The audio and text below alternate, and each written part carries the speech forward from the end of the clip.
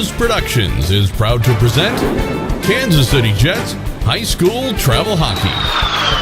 Kansas City Jets Hockey is brought to you by Bickelmeyer Meats, The Bortnick Law Firm, Edward Jones Investments, Goodwin Homeworks, Jeremy Franklin Automotive, the Kansas City Ice Center, Kansas Financial Resources, KC Ice, the Kohler Bortnick Team, Olive Events and Catering, Three Peaks Lawn Care, the Midwest High School Hockey League, and Beck Bros Productions.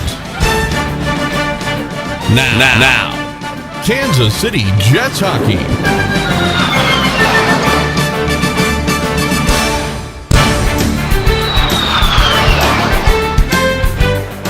Good afternoon, ladies and gentlemen. Welcome out to Ralston, Nebraska, the Liberty First Arena. Kansas City Jets, Omaha Junior Lancers, the finale of a long weekend, 6 games in 3 days for the Kansas City Jets as they are taking on the Omaha Junior Lancers for the second straight day. Joel Becker along with Todd Zimlich sitting in for Homer Scamona this morning as the Jets will see what if they can do what the JV team couldn't and come out with an equal level of effort as they had a terrific game yesterday against this Lancer team, a formidable foe. Yeah, boy, I'll tell you, energy on both sides was fantastic last night, and we need to match that. They're going to come out on fire because we beat them last night. We've got to match that early on. Well, speaking of Zimlich's, Cam wins the draw to things going here in this finale of the weekend, and off the face-off, trying to work ahead. This is Lobaugh with it. He'll gain the zone on right wing, avoids a check but lost the puck. And we are underway here in Omaha. Jets and Zimlich plays it back out, and Makowitz at the point shoots one well wide.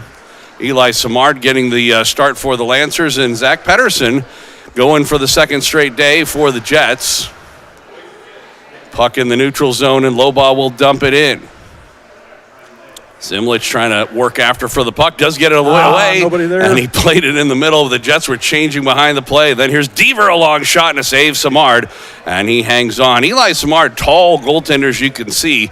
And the Jets had their work cut out with them last year. He was a JV goalie, but their JV squad, which was a formidable team last year, had a hard time scoring against this kid. Yeah, well, I tell you what, he is big, isn't he? Isn't that? Grief.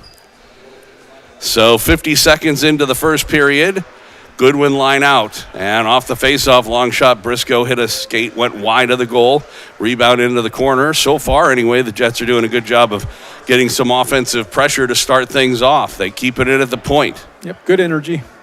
Have to apologize to any Lancer fans that may be watching in on the Jets Hockey Network. These pink jerseys with half numbers on them. There is a full number there, but unfortunately they put half the number in. It's hard to see, so we'll do the best job we can of identifying the Lancer players, but can't say that I'll always know who they are.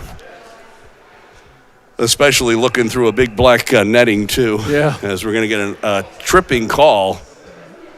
Apparently on the Jets, because they touched up the puck, and Dorley, who spent a good portion of yesterday in the box, gets an early penalty. And that's, the Jets really can't afford that again today. Yeah. They did a great job on the power play yesterday, although Omaha did get a couple of their goals on the power play. They did, but we had a lot of them. But, yeah, that's the thing. You go to the well enough times, they're going to get it. So Dorley off for tripping. Jets on the penalty kill early on in this game. We've only played a minute and a half. Scoreless so far. Trasinski sends it across. They play it across for the one-timer, but I think that was Martison couldn't get a stick on it. Now Trasinski again plays it wide of the goal, goes into the far corner after for it. And a good job by Briscoe to work it free, but he can't get it out. One-timer off the stick on Martison, and he missed that. I mean, he got good wood on it, or whatever you call that stuff, composite material, but it didn't go anywhere near the net, went up out of play, and we'll get a whistle. Although they're keeping the puck in the zone, so it must have hit something on the way in, I guess. Yeah, I didn't see anything there. Yeah, me neither. I'm not really quite sure. So again, I shouldn't make any assumptions on why they do anything here this weekend. But anyway, off the face-off, Hacker over there, and the puck comes loose, and it's sent down the ice by Ibis and the Jets. 45 seconds gone by in the man advantage. Lancers trying to work ahead. They haven't really gotten any good time yet in the second part of the power play. The Jets were really good yesterday at getting some good forechecking going while penalty killing and preventing them from getting into the zone, just like in this sort of situation. But they keep it in, and Roby sent it across, and a good shot and a save by Pettersson. The rebound, Zimlich will backhand at the length of the ice. Now, yeah, we got a little bit out of position there, but fortunately they whiffed on that. Still by Lobaugh. He's all alone, shorthanded. A shot and a save by Samard. Nice save. And the rebound goes into the corner. He really hit him right in the middle of the ice. Shot it. Should tell him the Omaha Lancer logo is not a target. Yep. There's no 6-hole. So another good job by the Jets to break a play up and back the other way, trying to work in on goal. This is Kirby. And his shot went wide of the goal all the way to the near side, but 10 seconds left to go in the power play. So a good kill here for the Jets to start things off, scoreless. 3.5 minutes in, another steal, and Deaver trying to walk in on goal, a shot, and that goes off the glove of Samard and comes out to center ice finally. The Jets do get their player back. Dorley's out of the box, and so the teams are at 5 aside, and Dorley with his stick on the puck, he hit a Lancer player with it. Anzalone couldn't accept the pass, and Zimlich will go for a skate in his own zone. He'll send it across. Oh, they were trying to go rink wide, but that fanning on it was Kirby. And we were talking about this a little bit yesterday. Maybe the ice isn't in such good shape or something. There was quite a bit of that, yep. Because, a lot, not just one side or the other. That's right. Both teams were fanning on passing attempts and shots and so on and so forth. They were also just falling for what would seem like no reason in the middle of the ice. So that's usually an indication that the ice is not in the greatest of shape.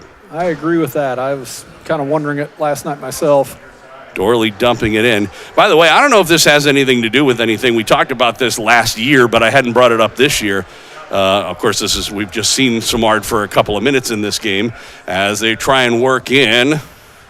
Anzalone now centering one. Ooh, that was lucky. Goes back out to the point, and a shot whistles wide. Rebound. Lancers send it behind the net. Maddox over there for the Jets. He'll try and push it up the far boards. And a diving play, Dorley, but he can't get a stick on it. Now, here's Makowitz trying to play it up the boards. And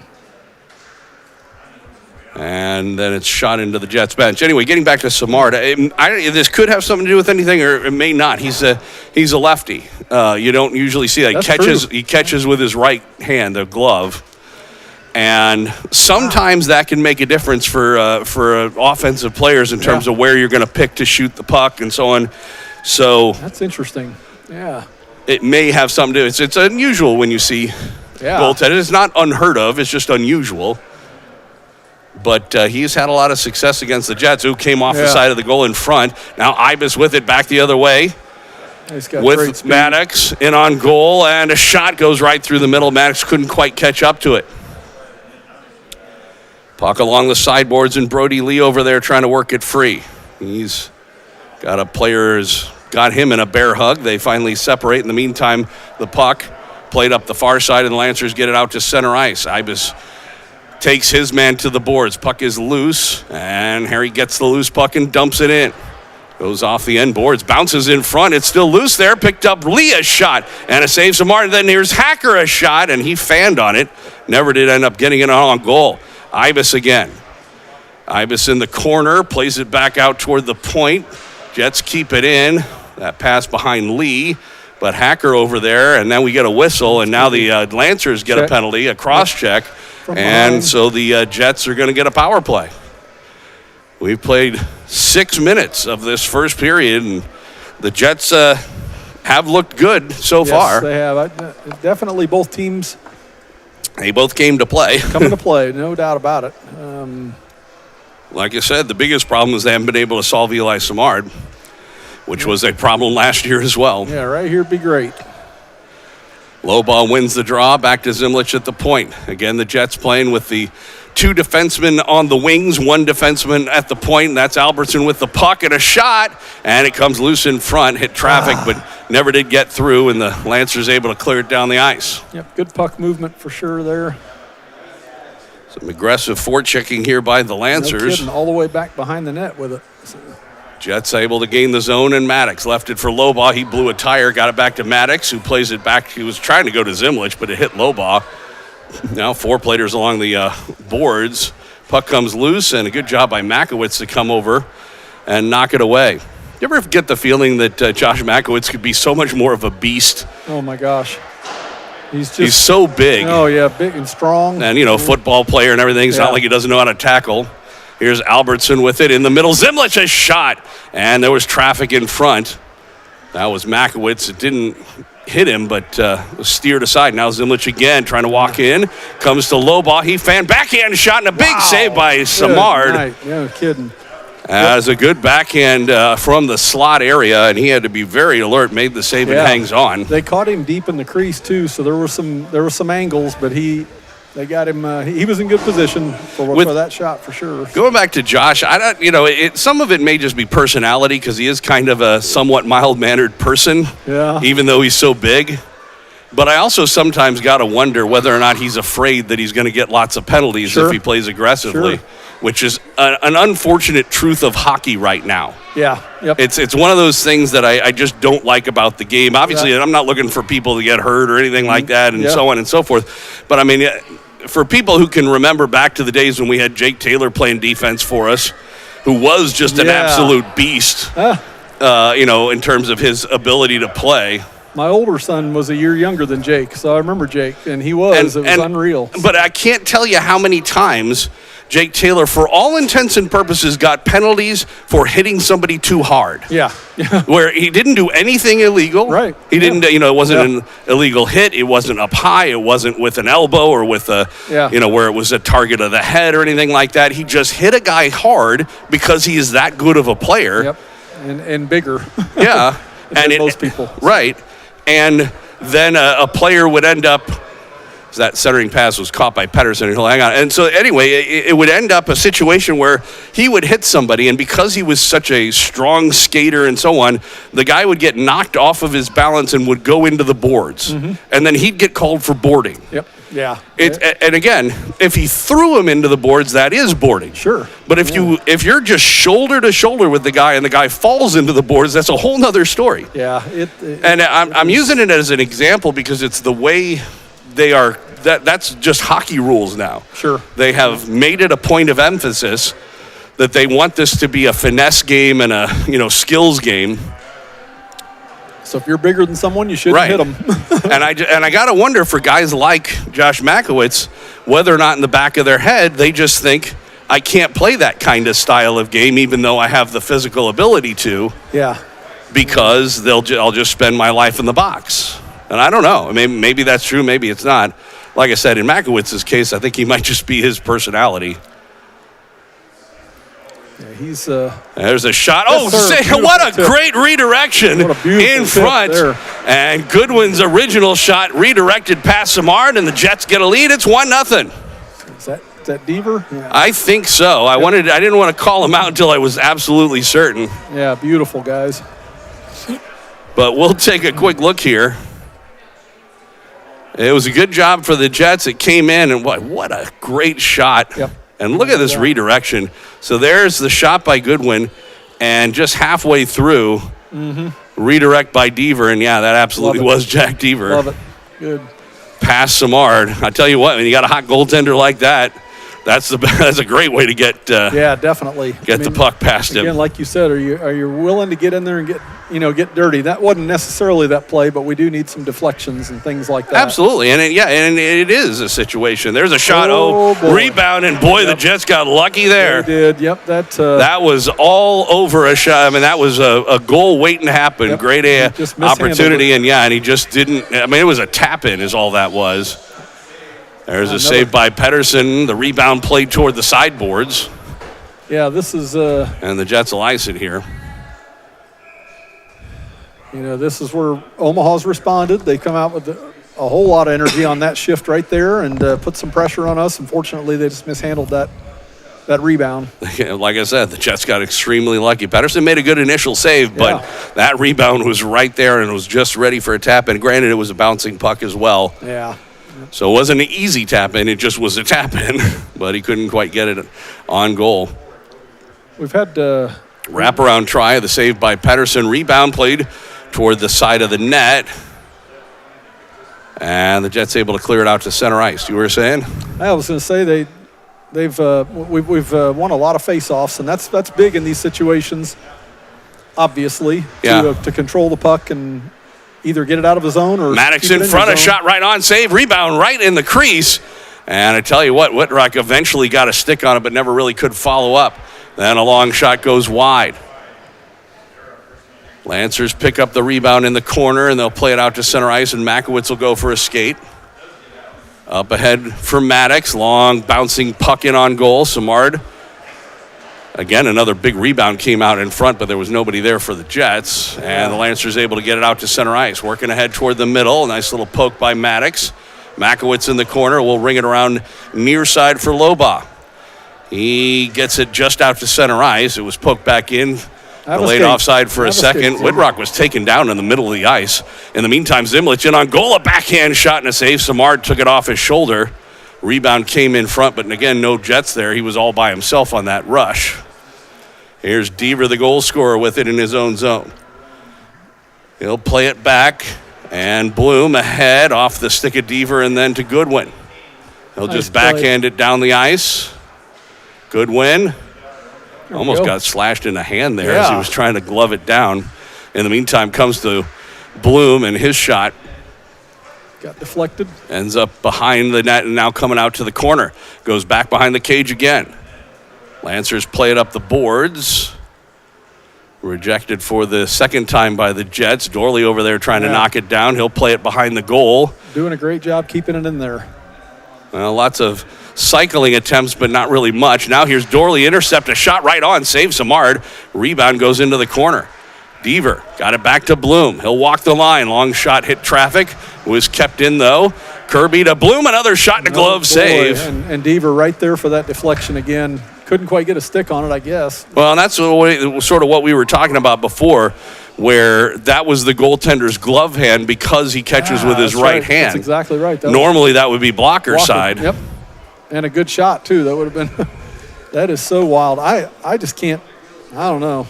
I don't know if I've seen very many lefties at all. Yeah, it's unusual. It does happen. You'll even see a lefty catcher every once in a while in baseball. Yeah. My brother had one of those on his team. He kept hitting right-handed players in the helmet when he would try and throw it back to the pitcher. Oh, my gosh, yeah. Yeah, it was not a good thing. That's funny. Yeah, it really was. Tried not to laugh when it happened, but sometimes it actually cost him runs. Oh, I bet, yeah. So Briscoe will play it ahead. Lancers take over. They play it into the Jets' end cross corner. After Ford Albertson. He fanned as he tried to ring it around. Then on the second effort, does get it, and Lee was able to poke it into the Lancers' end. This is not going to make it across the end red line, so no icing. Omaha goes back for it, but now it's taken again. by Ibis and a shot. Great shot. That went right through the middle. It was probably not quite on goal, but it's still in a dangerous situation, especially if the Jets could have had somebody in front. Absolutely. 4 minutes left to go for 25 in this first period. As the Lancers try and work in deep. Puck behind the net. Albertson trying to fight for it. Comes back out to the point. And a long shot. Gloved by Pedersen. He fumbled it. Yeah, he did. On the shot by Lundgren. And the net came off and we'll get the whistle. Yeah, Albertson had a nice hit in there when those guys were coming into the zone and forced a little bit of a turnover. Well, like I said, you got to figure there's going to be some pressure by the Lancers throughout the game. Absolutely. Especially while they're down here 1-0. Yeah. 4:11 to go in the first period. Both teams making some changes. Zimlich line out for the Jets. Yep, we want to keep that pressure going. Obviously, the last part of every period's huge. Next 4 minutes will be big. So we'll see how it goes. Off the face-off, puck and Maddox will lift it off the glass and out to center. Heading back for it, Badura. He played it off the sideboard. Zimlich over there. He'll chase it down. Oh, he tried to send it rink wide to nice. Loba. It eventually gets to him. Landon made a nice play off the wall on that. And he is hit. Puck in the corner. Still trying to work it free. Whitrock in the general area. Zimlich over there as well. And the Lancers come away with it and head the other direction. Trying to work in on goal. Fitzpatrick back of the net. Makowitz got in his way. And now Whitrock in the middle for Loba. 2 back. Loba on his own, but he gets a good shot on goal. Smart kicks it into the corner. And the Lancers take over as the Jets were changing behind the play. Goes all the way back in the net. Brody Lee trying to work ahead, or excuse me, that's Maddox. Now Goodwin across for Deaver. That went off his stick and into the Omaha end. Loose puck. And it comes to Goodwin. Thought about passing it, then thought better of it. Tried to make a play, gave it to Dorley, and he was checked and lost the puck.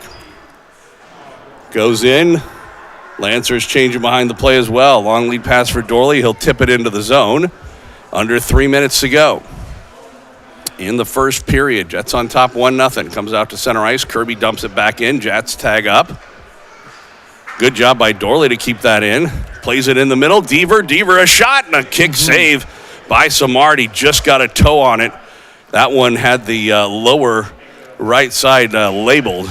And again, those are, a big guy like that, that's where you want, there's 3 or 4 little spots that are going to get by him. And that traditional blocker side corner is probably not one of those spots with the glove being on that side.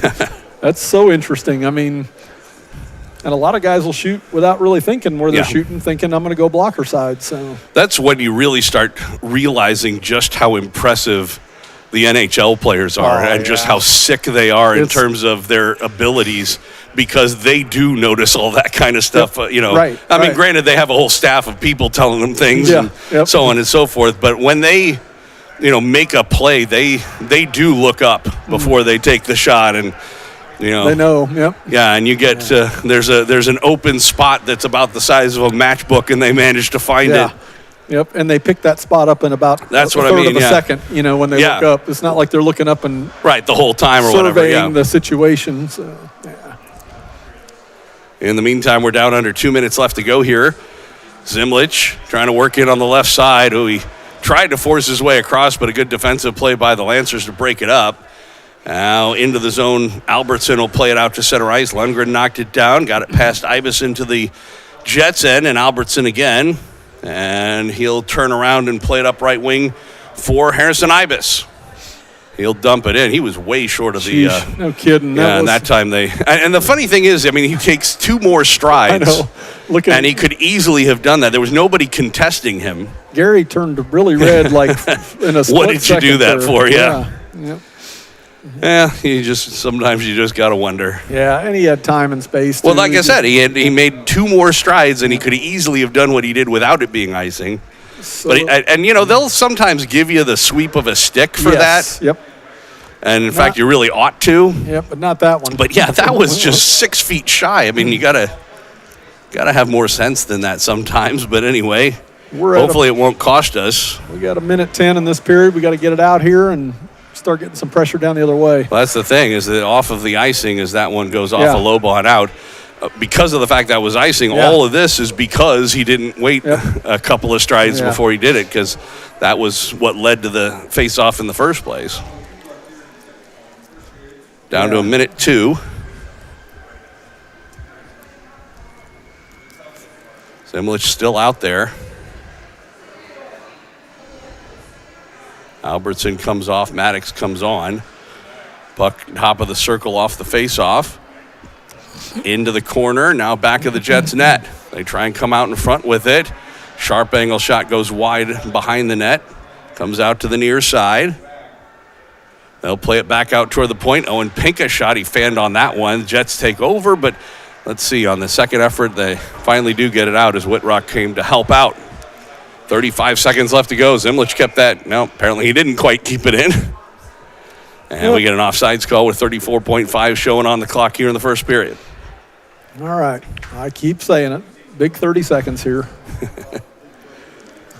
So that'll give the chance for the Jets to change lines here for this last half a minute. Goodwin line has been good today. Deaver has a goal. He has the puck as well. There we go. Dorley will dump it in. Back behind the net. Badura. He leaves it. Oh, almost an intercept or a takeaway, I should say, by the Jets and Goodwin. But the Lancers take over and with speed try and work toward center. Working in on goal, sharp angle shot. That missed everything, goes behind the net. It's kept in, though, by Badura. Again on the point, now comes out to center. And Deaver, he has a chance to chase this down in the corner. He's all by himself, though. We're going to have a penalty to start the third. Yep. Somebody? The buzzer sounds. And trying to see if we can tell what it's a tripping call. And I think it may be Dorley again based on his body language heading over that way. I'm thinking you're right. So. But I don't know. We'll find out when we start the next period. The Jets come up with the only goal. Good job for Kansas City as they lead it 1-0 after 17 minutes of hockey here at the Liberty First Arena. We'll get whatever information we can for you in the second period, in the first period intermission, I should say. And that is headed your way in about 3 minutes right here on the Jets Hockey Network. Jeremy Franklin here from Jeremy Franklin Automotive. This week, everyone's talking about my sale. Why? Down payments are just $2. Trade-ins, I'll pay up to $4,950 over appraised value, even if you owe too much. Why am I doing this? Because it's summer, I'm excited about life, and you should be too. Now let's all say it together. It's my most outrageous sale ever, but only for a limited time. Call today, come in today, whatever you do, don't delay, because today's the day. Is your credit PU? You'll scream woohoo when we approve you. My one and only for the people credit approval process is the real deal. Woo-hoo. So get a nicer, newer car for just $2 down. And bring in your old clunker and get up to $4,950 more than what it's worth. Woo-hoo. This month only for the first 71 customers. I'm Jeremy Franklin. Come see us at Jeremy Franklin Automotive, South Kansas City. Call 816-523-6900 or jeremyfranklin.com. jeremyfranklin.com will you always be another satisfied customer. Call 816-595-9000 for terms and conditions. How you doing? Richie the Iceman Zamboni here for Kansas City Ice Center. You know, my mother always told me, Iceman, there are 3 things every kid should know. How to ride a bike, how to make mac and cheese and not interrupt my soap opera, and how to ice skate. Well, the Iceman can't help you with your culinary difficulties with your children, but Kansas City Ice Center can sure get you going with those ice skating lessons. Send your kids to Kansas City Ice Center, and they'll be skating like they grew up in Alaska in no time. Kansas City Ice Center on Johnson Drive between 435 and K7 is setting up group lessons now for kids of all ages. And when kids are skating, they ain't getting into no trouble. They're having a good time and they're making new friends. Kansas City Ice Center on Johnson Drive between 435 and K7 and online at kcicecenter.com. Put your kids on ice at Kansas City Ice Center. It's cool. Buying or selling a home is one of the most important investments of your life. When it comes to choosing an agent, look for top performance and customer satisfaction. Combined with state-of-the-art resources and support provided by Reese Nichols, the Kohler-Bortnick team provides a one-stop shopping approach to real estate, customized and put to work for you. The Kohler-Bortnick team is absolutely committed to your satisfaction through superior marketing and constant communication. The Kohler-Bortnick team, honesty, exposure, results. It's what they stand for and what they deliver. Hey, if it's good enough for Jets assistant coach Radoslav Ilo to be part of the Kohler-Bortnick team, it's good enough for you. This Jets webcast is brought to you in part by Bicklemeyer Meats, the Bortnick Law Firm, Edward Jones Investments, Goodwin Homeworks, KC Ice, Kansas Financial Resources, Olive Events and Catering, and 3 Peaks Lawn Care. Thanks to all the sponsors and supporters of Kansas City Jets hockey. Welcome back out to Liberty First Arena here in Ralston, Nebraska. Joel Becker and Todd Zimlich. Kansas City Jets, Omaha Junior Lancers 1-0 after 1 period of play. I wanted to remind everybody the Teddy Bear Takeoff is next week. It's actually now a week from yesterday. Awesome. As the Lincoln Junior Stars come into town for our Thanksgiving weekend traditional Jets extravaganza. We usually have an alumni game that weekend a lot of times, and sometimes the Hall of Fame entries and all the other stuff. But this time we're also in support or benefit of JVS and Children's Mercy Kansas City, going to have a teddy bear takeoff. Basically, if you've been to one of those Mavericks games and had the chuck-a-puck that they do, this is a chuck-a-puck with teddy bears. Yeah. Yep. So I've asked everybody, Homer normally is here, but for this 3-day weekend, we've had different people every day, and I've asked each one of them, what's your over-under on how many of these teddy bears are going to pelt somebody in the back of the head? Oh, yeah. As they try and check. Because, you've been there for Chuck-a-Puck. You know that those, those, and luckily those are like sponge pucks. They look like, for people who don't know it, if you're ever watching one like on TV, you probably are wondering, how more people don't get hurt. But luckily the pucks and those are very spongy. And teddy bears are relatively soft too, one would hope. But I don't know how many of our people are going to be able, or whoever's visiting from Lincoln as well, are going to be able to make it all the way to the ice from the stands. Yeah, I don't know how much air the teddy bears are going to get under them. Yeah, that's pretty awesome. So this will be, it's just after a goal scored. Yeah, the first goal. What'll happen is, and again, it's a fundraiser. And so if you want to donate, you can see on your TV screen right now, there's a QR code on the lower right side of your screen that says scan for more info, and you can use your phone and get more information, including how you can make a donation if you're not going to be there, which is a great thing to do if you can. But 5:40 game time, and when the Jets score their first goal, if they do in the first period, that's when we'll do the teddy bear takeoff. If for whatever reason it goes scoreless in the first period, then we'll do it at the end of the first period. Oh, good. Yeah, that's awesome. That's it's a fun event. Obviously, a good cause, and I know. We've got a group of people coming from Topeka over and buying up those teddy bears to be able to provide everybody with them to throw. So it's going to be fun. Just the one goal in the first period. We'll take a look here as the Jets got it, and this is going to be. It's just an amazing a redirection. And we'll get a closer look at it here this time around while we have a little bit more time. That, of course, obviously is Goodwin, who's going to take the initial shot. And that's Deaver standing in front of the net. Samard with the glove in his right hand, as you can see. And you can't technically see the puck because Aiden's body's in front of it, but he redirects it right there. And you can see it change because his initial shot was going to go wide. Yeah. But again, this was on purpose. I think that Aiden was looking for the redirect when he shot this. Yep. But it's not on the ice. I don't know if you can tell that. No. Yeah. The puck was probably about knee high, maybe. You can see him raise his stick up there. Well, you can see the goalie's glove going Ankle down high. where it was coming in. And then look at it change direction and go up. Yep. Yeah. And awesome. under the crossbar and in, and it was just an absolutely terrific goal for the Jets. I'm glad to see AJ get on the board there. He hard worker, hustles, and he got a great little tip opportunity there for Deaver. Absolutely. So we are here in the first period intermission. We'll give you a little story and come back for the second period. Let's see, where are we now? This would be, let's go with almost Arkansas. And we'll be back for period number 2. Jets on top 1-0 here on Kansas City Jets Hockey.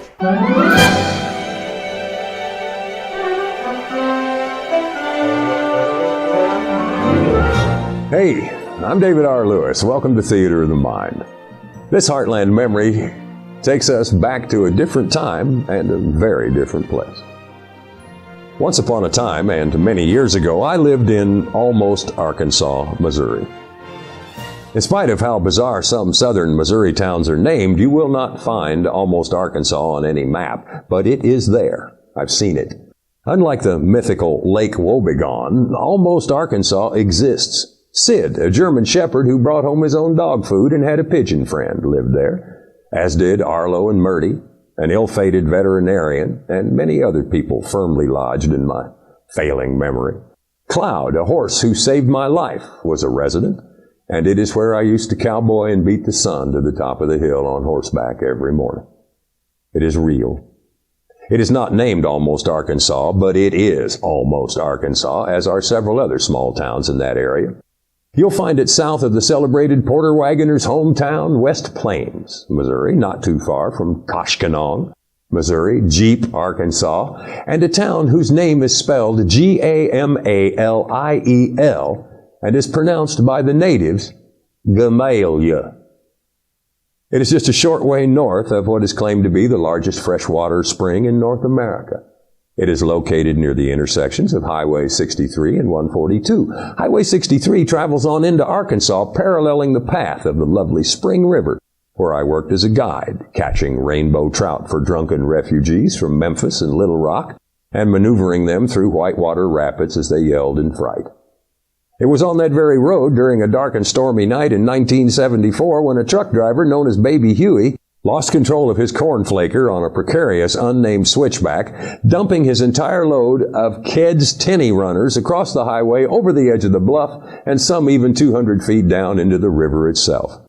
The event earned that particularly nasty section of road the name Tennis Shoe Curve.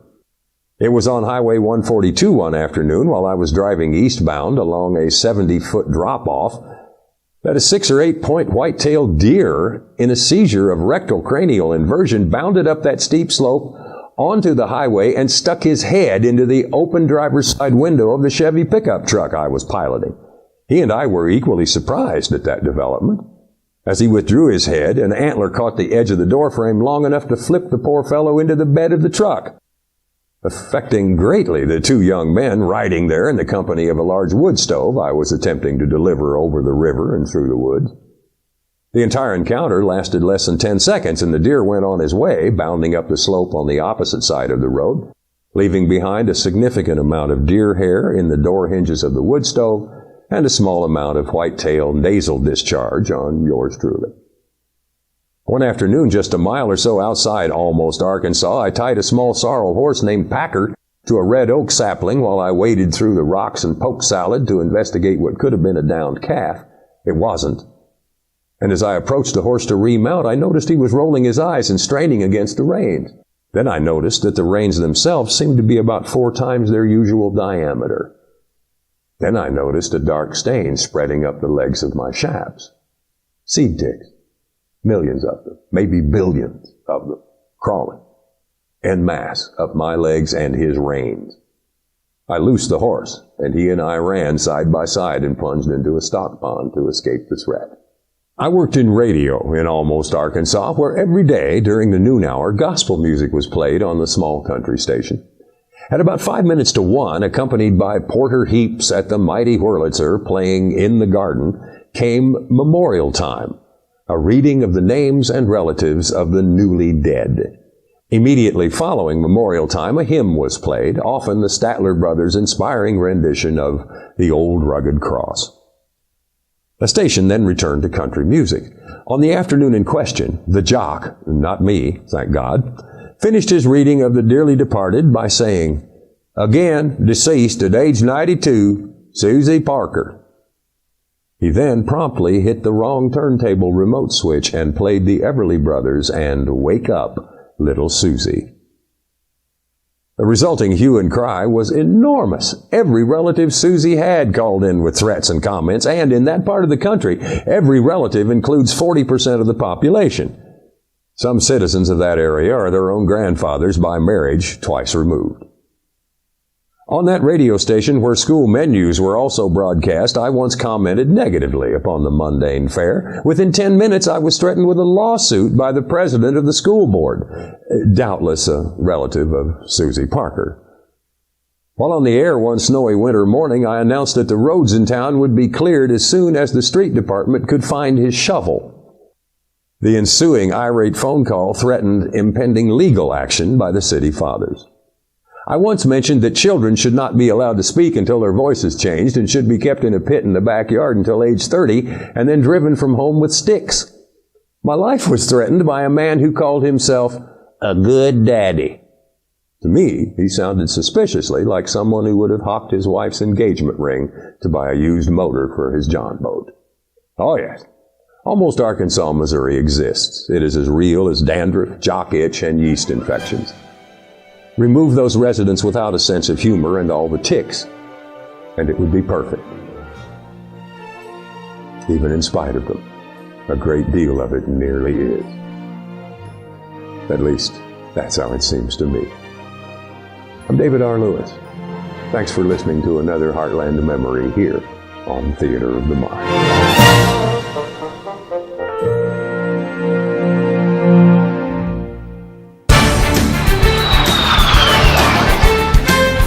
Welcome back out to the Liberty First Arena. Joel Becker along with Todd Zimlich here as the Jets and Omaha Junior Lancers get started with period number 2. Then we talked about this before. The Jets starting this period, killing a penalty. Dorley off for the second time in the game. He's got both of the Jets penalties. This one a tripping call at the very end of the period. And so the Jets, again, as we talked about before, Todd, you don't want to give the Lancers too many chances on the man advantage. Yeah, we've had our penalty kills, which we haven't had a lot, but our penalty kills been great with the pressure in the neutral zone. Well, like right there, and that was Ibis who went off his stick and ended up in the Jets bench, but we'll get an offensive faceoff while killing a penalty, and you really kind of like that. Yeah, no doubt.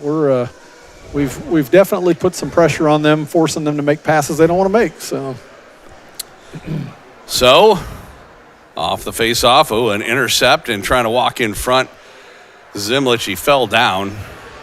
Actually, apparently he was helped falling down because we're going to get a penalty. No, I'm not sure about that one, but I didn't see him get tripped myself, but we'll take it. So let's see who is heading that way. I'm not sure that the Omaha player knows who he is because nobody's gone over there yet. The official hadn't told anybody either. So. Doors open. I guarantee you, they don't. Whoever it is that's guilty of this has no idea.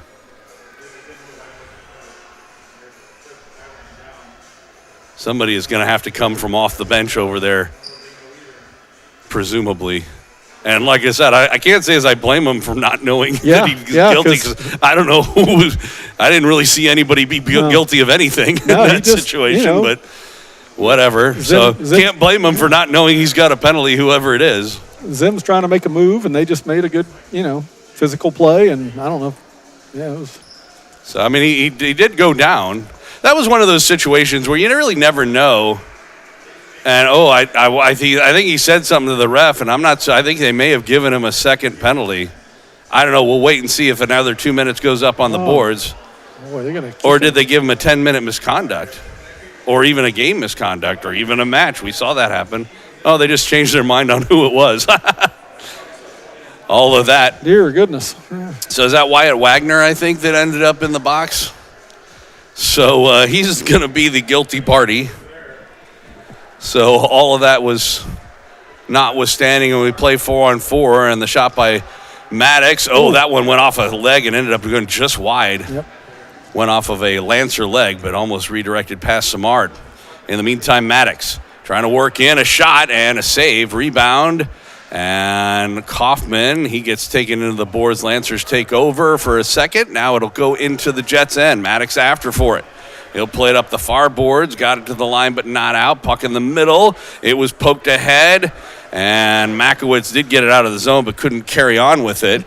Now Brody Lee over there, he couldn't stop it, and the puck goes into the Jets' end. Kaufman and Lee out there with Maddox and 30 seconds on the 4-on-4. And Makowitz was the other guy. And here is Lee again. He had it swatted away, but gets it out to center ice. In 20 seconds, the Jets will have a 40-second power play. Yep, good pressure Lundgren, again in the neutral zone there. Yeah, they've done well 4-on-4.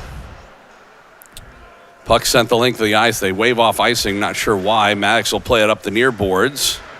Ross kept it in, but it was knocked down by Kaufman, and he got it up ahead to Zimlich. He was taken into the boards. There's going to be a penalty. Wow. And they're calling it charging. I don't. Yeah, again, I didn't see that one either. It was just a hit. It's right.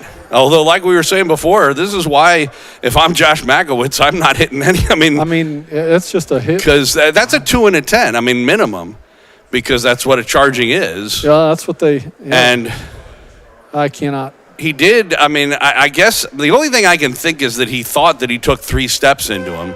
He didn't leave his skates or anything like that. I mean, technically by rule, if you take more than 2 steps going after somebody and then check them, it is a charge. The only other way you get a charge is by deliberately checking the goaltender. Yeah. Or by leaving your feet when you go to take a check. But he certainly didn't leave his feet, and I didn't see him take several steps in. I mean, I didn't think it was a penalty at all, to be quite honest. I mean, Zim's coming into the zone. He's got 2 guys on him, and they both hit him, and just it's a hockey play. So, but that's it's good for the Jets, though. They get a 5-on-3 for about 40 seconds here, 39. 2 fortunate calls for us. And puck comes back out to Zimlich straight away, and a toe drag and a shot, and that hit Eiler and goes wide of the net. Now it comes over to Albertson across for Zimlich again from a sharp shot and a save, and it goes right through the crease. And Makowitz, if he had his stick down, had a tap in, but he didn't. Still 5-on-3 over to Zimlich. Trying to walk in, and a shot and a glove save. There's that lefty glove. Well, he didn't have much of a window. No. That was a situation, we were talking about Cam and other players and the pro guys and the way that they can, he did a good job of looking to find an opening, and he gave him one for just a second, did Samard. Yep. And so he went after it, but like you said, that glove is on that side. And here's Zimlich again going glove side, and he scores. Cam Zimlich. Yeah. And importantly, he did it with 6 seconds still left on the 5-on-3. That's huge. So the Jets will stay on the power play. Great patience there, and a nice pass back. I mean, he passed it.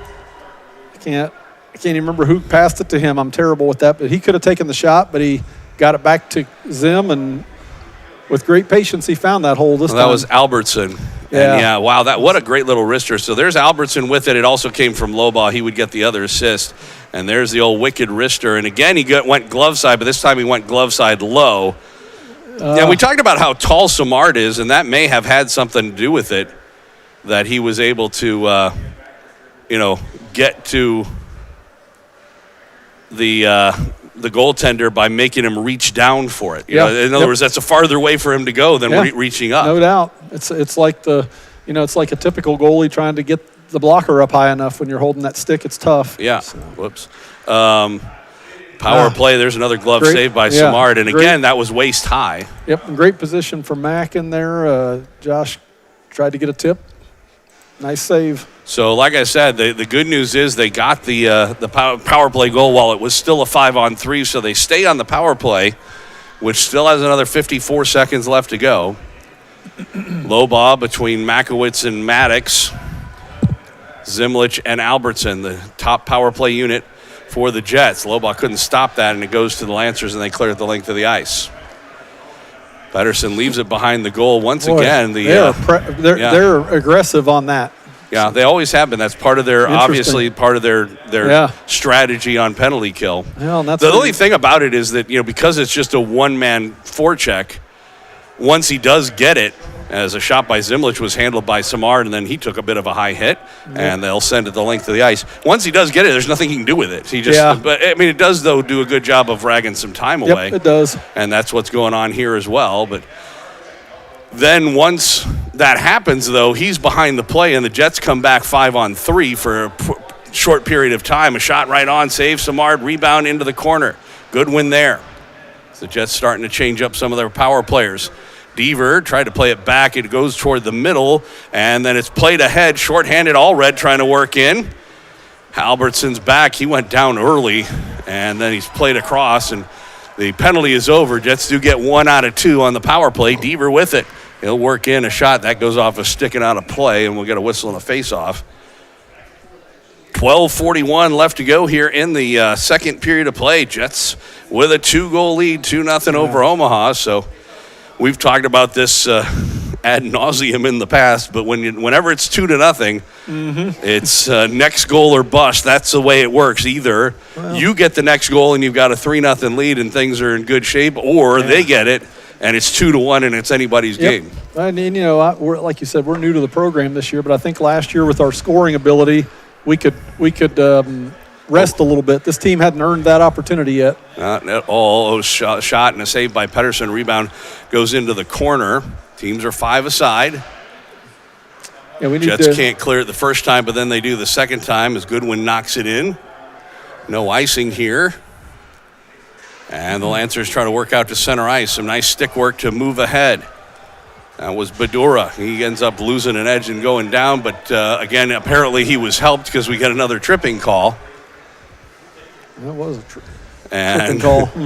So I think it's Kirby who's going to go off, and the Jets, up 2-0, will find themselves killing a penalty. So this whole sequence started with the Jets on the penalty kill, and then Omaha took a penalty to even it up, and then a second penalty to give the Jets a 5-on-3. Mm-hmm. And they scored on the 5-on-3. I wouldn't bank on that happening every time that they take penalties, though. So Good night. No kidding. Probably should stop doing that if you can help it. Yeah. Zimlich out there to take the draw. Briscoe and Albertson are the defensemen, and it's Ibis, the other penalty killer. Chase will play it across for the Lancers. He gets it back straight away. Now a left point pass again, down low, as the Lancers able to set up. Unlike several of the first few power plays they had yesterday and today, they did not win the draw of the Jets. And so the Lancers had a couple of opportunities. Then Briscoe trying to send it rink wide looking for Ibis, but that was broken up. Jets, though, and Albertson, and he will backhand it out of play. Unfortunate for the Jets because that'll bring the faceoff all the way down deep into their zone. Yep. Yeah. Had a little bit of time there, but. Well, I don't mind the idea of lifting it out like that. That's actually a smart play, but keep it on the ice. Well, no, I mean, I don't mind him lifting it out. You just can't lift it, either lift it right toward the middle of the ice. Yes, yeah. And not toward the side, yeah, especially on a side where you have an open bench so there's no glass over there to play it off of. Right. Again, the Lancers win the draw. Chase with the puck. Long shot and a save. And that was a good save by Pettersson. He did see it all the way, but that one went off of Dorley's stick. Dorley went down to try and block it, but it went off his stick and changed directions. Luckily, Zach had a good amount of time to react to the difference. 1:22 to go in the power play. 11:31 in the period. And again, the Lancers win the draw. 3 of them here in this period. Chase, shot, that was blocked. Back the other way. Hacker trying to chase it down. He was beaten to the puck, but Dorley with it. He'll backhand it in toward the net. It was actually going to go wide, and the Jets did tag up. I was waiting for him to blow it dead for intentional offsides, but they didn't. Oh, big hit up high by the Jets and Makowitz, and slow in getting up the Lancer player, but no call. The funny thing is, like I said, we've seen stuff get called that was much softer than that. Yeah. And I don't know if that was illegal or not. It was, again, with Makowitz so tall, it can be tough. And a good job for him leaving his feet there to break that up, and the Jets send it down the ice. Yep. Sometimes with him being tall, when you just make a hit, it's going to be at the other guy's head level. And it just looks so violent. Right.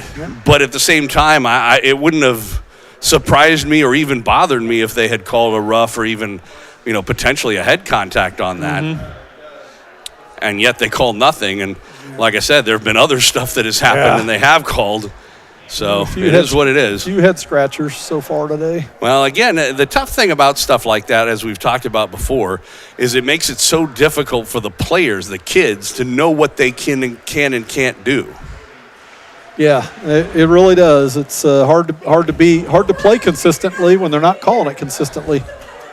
Lobaugh trying to go after this puck, does a good job and kicks it toward his stick, but he couldn't put it on goal. Then Whitrock, as the teams are back to 5 aside.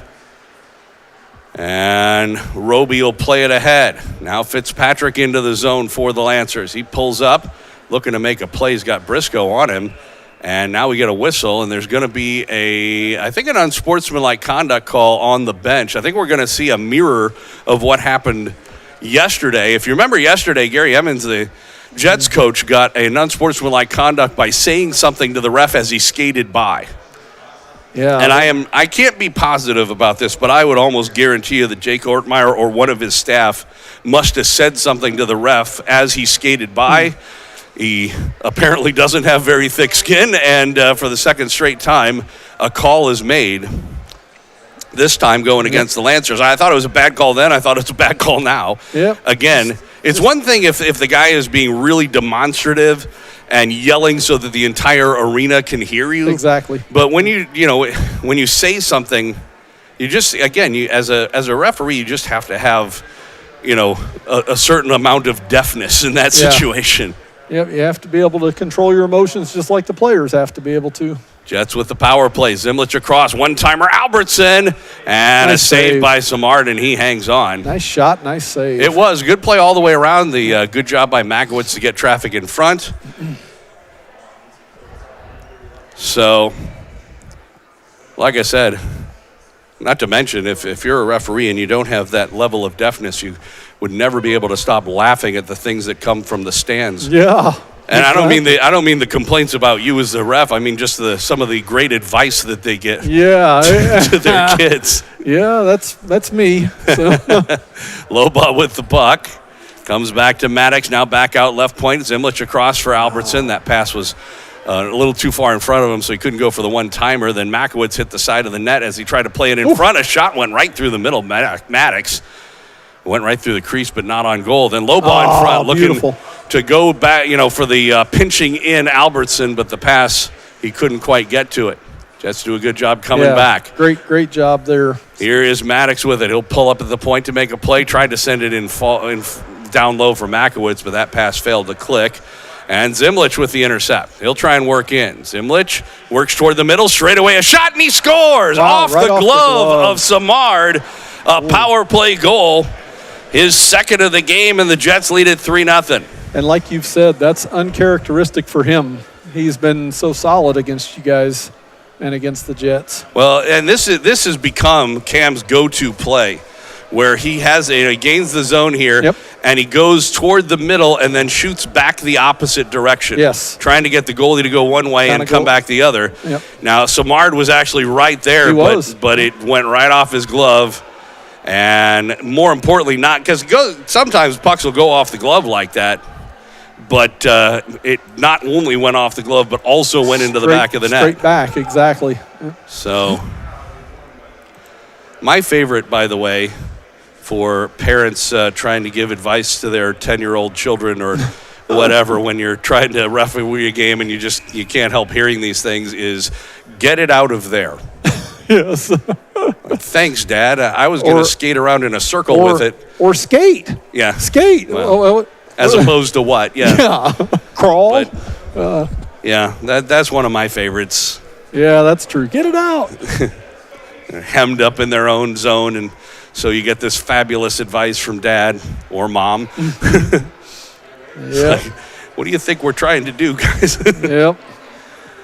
All right, 5-a-side hockey. Jets on top 3-0 halfway through the game.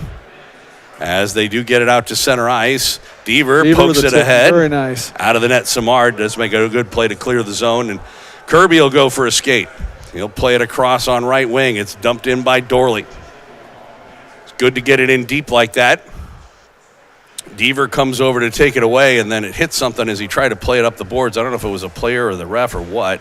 Kirby keeps it in at the point, though. And now the Lancers will try it again, coming up the far side boards. That was knocked down. Jets play it into the near corner, and it comes loose in front. As Deaver tried to get to it. Now a shot and a pad save. Just a toe on that one. Yeah, good ankle by Samard. Good one got a piece of that. He was even a little slow getting up. I don't know. Here's Deaver again trying to go after for the loose puck. From the side, plays it in front. He was looking for Goodwin, and then unfortunately Dorley couldn't get a stick on it. Kirby tried to play it back to Dorley. That was broken up. Puck along the boards. Easy. And it comes out to center. It was dumped back in by the Jets, but it went right to the Lancers. And they'll play it back to the Jets line. And now we get a whistle. There's going to be a penalty. Happened away from the play. It's a slashing call, and it looks like it's going to Dorley again. My goodness. That is his third penalty. You only get 4. Yeah, well, we're halfway through the game, so he's going to have to behave. Well, good luck with that. I know. It's just, there's a lot of pushing. I mean, he got pushed into the bench. And it was one of those things where they were fighting for the puck along the boards. Yeah. And the problem with, Devin and lots of players at this age level and this level of testosterone or whatever it is a lot of times they don't have the wherewithal to just let things go, or even just realizing that it's a long game and you don't have to hack the guy immediately after it happens. You're going to have another chance to line him up later in the game. Yeah, exactly. And when the referee isn't just staring right at you. Right, because the play just got done happening right where you were. You know. Well, and he also knew that it was contentious between all the players involved. Exactly. So he's going to be keeping an eye open. Zemlich fan, but he didn't at least get it out to center ice. That was his own teammate's fault who kind of got in his way. Lancers on the power play. I'd rather see both of them going for it than neither one of them. That's for sure. That play goes, the puck goes out of play, or I should say into the glove of Pettersson. He'll hang on 27 seconds into the power play. But, it's like I said, the thing about stuff like that is, again, it's, you just have to.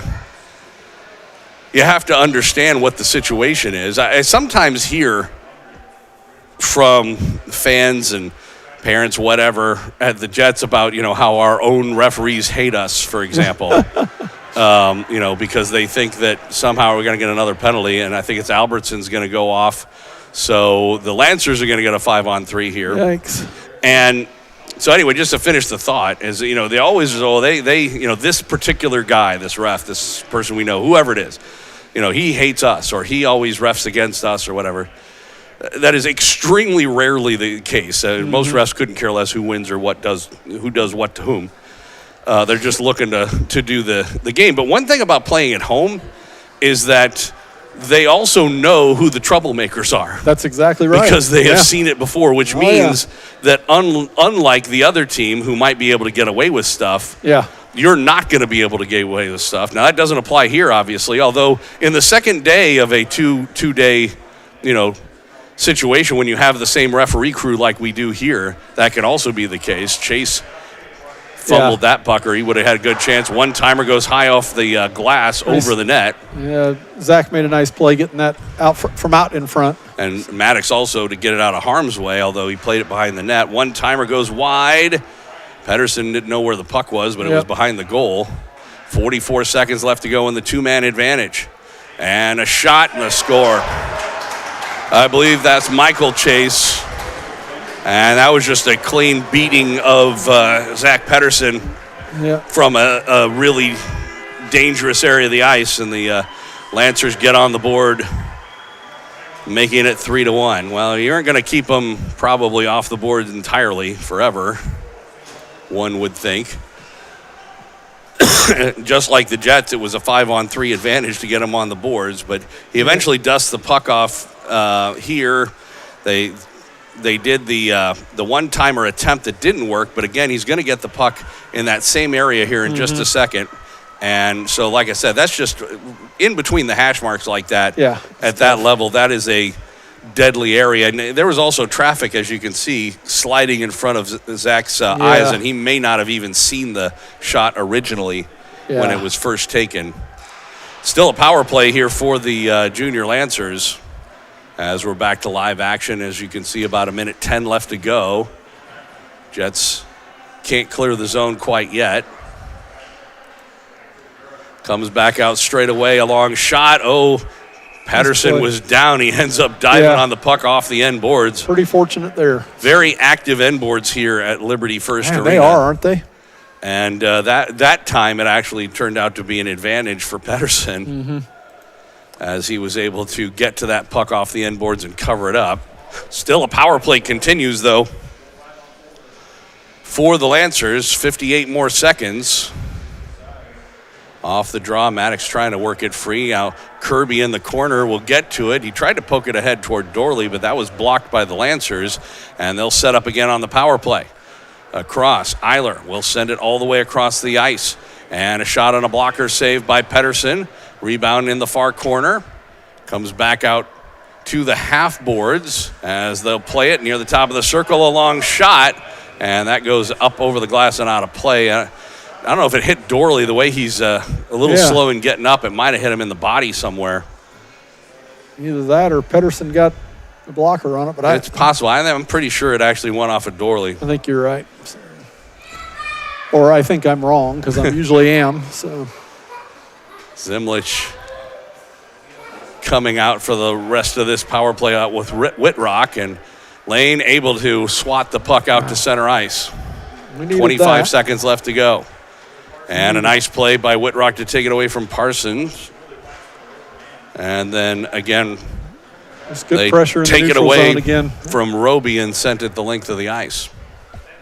Another 10 seconds to go in the power play. Lancers will work ahead toward the zone. This is Badura. Long shot that was blocked at the defense. Penalty is over. Lancers still dangerous. That shot whistles wide of the goal. I believe it actually went off the glove of Pedersen. And then the Jets able to play it out to center ice. 4:15 to go in the period. Jets hanging on at 3-1. They had a 3-0 lead. A 2-man advantage power play goal for the for the Lancers have gotten them on the board. Now trying to work in from back of the net, around to the far side. Lancers dangerous, a shot. That was stopped at the defense. Rebound, though, picked up. Under 4 minutes in the second here. Lobaugh couldn't get a stick on it. Comes back out to the point. Long shot, and they score. Yeah. I think that was Trashinsky. I may be wrong. I'll have to look. I wonder if this gets redirected or if Zach just didn't see it. I am not sure because, again, that was another one that came from far out. And there's a pretty good chance he may not have seen it. Again, they're 5-on-5 right now, and it does eventually come back to the point here. And it was just a wrist shot. I don't know, based on, look at Zach's body language. He was not really prepared for a shot right here. That's kind of what I'm thinking. I don't know if it. And when it finally does come through, he'll reach down for it. But he really was too late to get there. I think he just didn't expect the shot there, unfortunately. So as he was waiting, I think, so the Junior Lancers have crept back into this one. It's interesting because we were talking earlier about the 2-0 lead and who gets the next goal, and the Jets did get the next goal. Yeah. But the Junior Lancers have come back to make it a 3-2 game with 3:14 left to go in this second period. Puck in the middle of the ice, but the Jets do clear it out and now trying to work ahead. Almost an opportunity for a breakaway there potentially for Dorley, but he couldn't ever really gain control of the puck. Back in the net, Albertson forcing his man to the end boards. It's rung around, and then it gets by the Lancer player and down the ice. No icing here as we're down to 2:45 to go in the period. Near side, a shot right on by Dorley, and Samard, who hasn't had to make a save for a little while, was alert right there. That one took a funny hop off of a stanchion or something and came right out in front to Dorley. Looking around this pillar thinking it was going to come to the left of it, and it should have. Next thing I know, you say there's a shot. So. That's what everybody thought. Yep. But it was just sort of fortunate for Dorley. He came right to him. All right. Hacker line out here, 2:41 to go.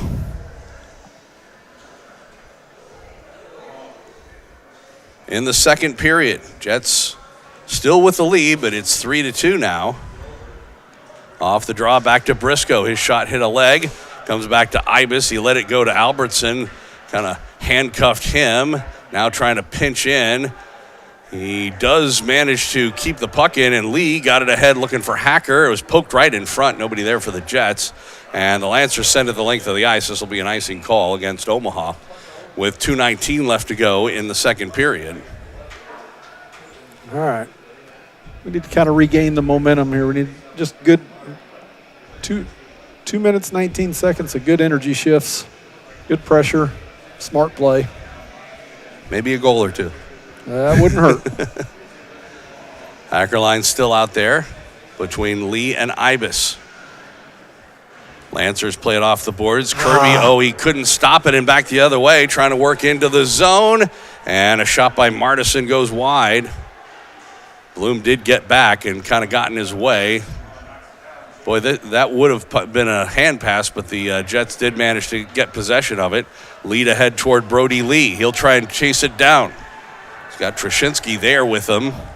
Did a good job defensively to break it up, and then Ibis plays it back of the net. collision between Brody Lee and one of the Lancer players back of the net. Then Bo Bloom takes a big hit, and play goes on. Now here is Kirby. He had it taken away, comes back, and Briscoe knocks it down. Ibis with it. He'll just dump it in. With 90 seconds to go in the period, Jets are changing. Zimlich line comes on, long lead pass, looking for the stretch pass to Fitzpatrick. He knocked it down, it's carried on, and a sliding play by Kirby to break that up. And I tell you what, he got lucky. He slid way too early, but he still managed to get the puck. Now here's Zimlich trying to work in.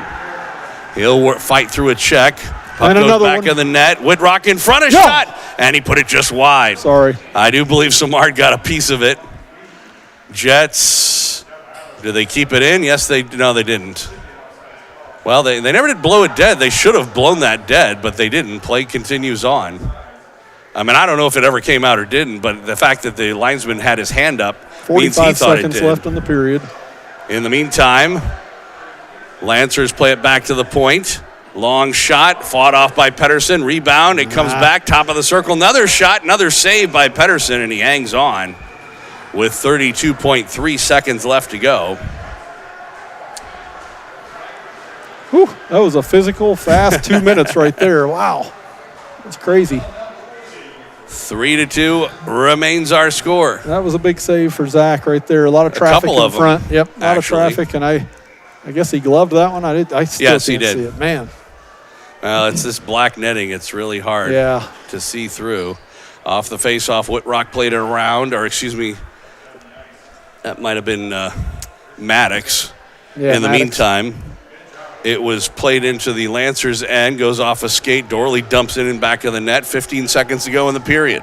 Out of the net, Samard left it behind the goal, goes into the near corner. Jets trying to work it free there. Comes up the near boards. Somebody got hit away from the play, and he is hurt, whoever it is. Ryan Knapp. Yeah. His helmet is halfway off. I don't know exactly what happened or who he ran into or what happened at all. But the period has come to a close. I didn't see any indication that there was any penalty being called. But in the meantime, the boys will head to the locker room. Still on top by 1 goal, 3-2 now instead of 1-0. But yep. Each team with a pair of goals in the second period. Fast, furious period. Absolutely. So 3-2 our score. We'll take a break, come back with a second period intermission right after this on Kansas City Jets Hockey.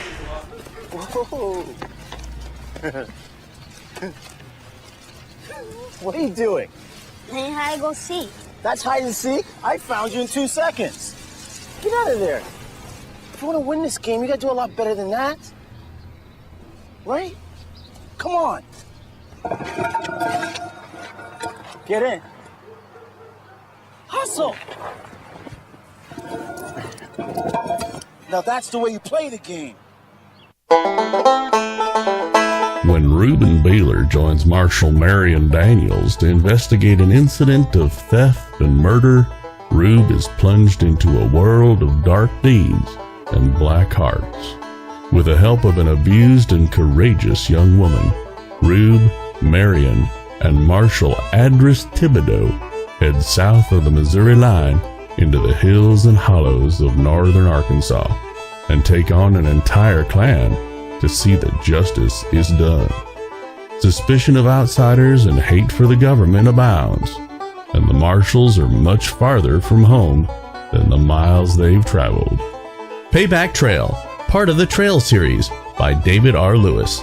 Available as an ebook at Amazon.com, Smashwords, and iTunes, and as an e-audiobook at Audible.com.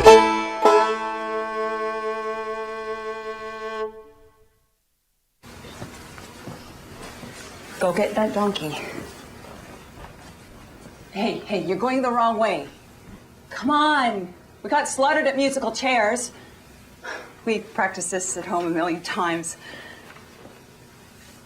We are losing. I can't believe I missed Pilates for this.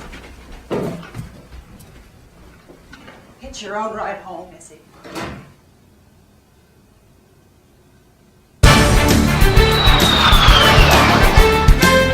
Welcome back out to Liberty First Arena. Joel Becker along with Todd Zimlich as the Kansas City Jets junior Lancers from Omaha. 3-2 Kansas City here in the second period intermission. It's been an exciting first two periods of play.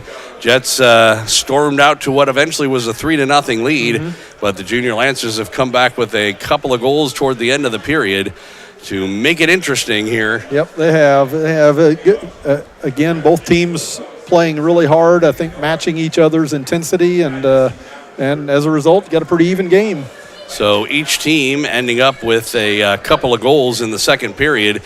Jets had a 1-0 lead after one. They would make it 2-0. This is a 5-on-3 power play.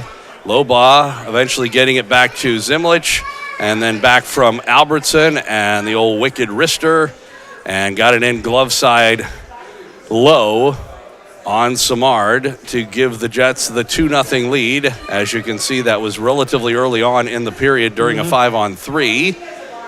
They would make it 3-0 halfway through the period. Again, Zimlich with his go-to move off the glove of Samard. We'll see it again as he moves toward the middle and then comes back to the other side, and it went in and out of the glove and right into the back of the net. So a pair of second period goals by Cam Zimlich, whom I believe you know. Yeah, I know him. So, and it was 3-0. Yep, he's having a blast playing his first year with the Jets this year, so he's really enjoying it. So at the next, about 10 minutes into the period, Omaha would have their 5-on-3, and just like the Jets, they would make good on it, as eventually they play the puck around, and the pass into that sharp area in between the hash marks, or roughly the level of the low slot. Yeah, they have good puck movement on their power plays when they get them set up. We've given them some trouble, in the neutral zone and allowing them to get set up. But when they get set up, they're moving the puck nicely. Absolutely. So then, a few minutes later, under 4 minutes to go in the period, this is even strength. It comes back to the point. And again, we'll take a look at the puck comes back out to the point, and you can see by Zach's body language, he's standing straight up. His stick's not on the ice. He's not in any kind of ready position. I don't know exactly where he thought the puck was or what he thought was going to happen, but he wasn't ready. As you can see, the player there on the left side of your screen is literally in the middle of shooting a wrist shot. And I don't know if just that Zach couldn't see between the players. Let's see, 1, 2, 3 players, actually a fourth one too, in the general vicinity, and he just couldn't see it. But as you can see, he lets go, and he's still standing up. So the shot's now on the way, and now as it's about halfway there, you see him start to crouch down, but by the time he gets the glove out on the low shot, it goes in past him. And so that's how we got to where we are at 3-2. All right, so we'll get our another story in from David. It's hard to know exactly how much time. They never started the clock this intermission. Usually there is a clock to tell me how long it is. Hopefully we'll get this whole thing in. It's called Baby here on this Jets hockey broadcast.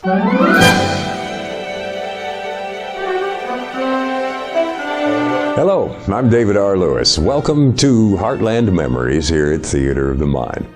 This memory is around 40 years old and no bull. Well, actually, that's not true. It is bull. Sort of. You'll see. Leslie Hallcraft smiled at me as he reached over the top rail of a board fence and scratched the back of an immense Charolais bull. "This is Baby," he beamed. "He's just as sweet as he can be. Yes, he is." Les was my landlord. In the outback of the Ozarks, Laura and I had rented a 2-bedroom rock house from Les and his wife, complete with a barn and paddock for some pigs, a spring-fed catfish pond, and access to 600 acres of trees to cut wood for the furnace in the house. Les was a nice man, a converted northerner who drove an International Harvester pickup truck and swatted wasps, the way mere mortals swat mosquitoes, often sustaining 24 stings a day. He was introducing me to his prize bull, a bull nearly as expensive as an aircraft carrier, a bull he loved more than his children, A bull he'd installed in a pasture completely surrounding the barn and paddock where I kept pigs. A bull that was now going to be between me and where I needed to go several times a day. My mouth went dry. "You can see how gentle my little baby is," he said, easing through the stile and into the pasture. I followed warily behind, mentally constructing my last will and testament. The bull, only slightly smaller than a 56-passenger school bus, sidled up to him to get his ribs scratched. "This precious boy wouldn't hurt a flea," Les continued, clawing away at the animal's hide as if trying to dig through a dusty carpet. He eyed the small barn 60 yards out into the pasture. "You just come and go as you please. Baby'll leave you alone, won't you, baby?" The bull shifted his massive weight in pleasure from the scratching and fixed me with a baleful eye. I could clearly see the visions of my torn and bleeding body that danced in his twisted imagination. Over the years, I'd been knocked down by bulls, knocked around by bulls, stepped on by bulls, thrown over fences by bulls, and slammed into walls by bulls. I have been covered in bull sweat, bull spit, bull snot, and well, you get the idea. Bulls are immense, straight-ahead, single-minded, powerful creatures. Because I am a Taurus, I admire them. Because I am sane, I'm scared of them.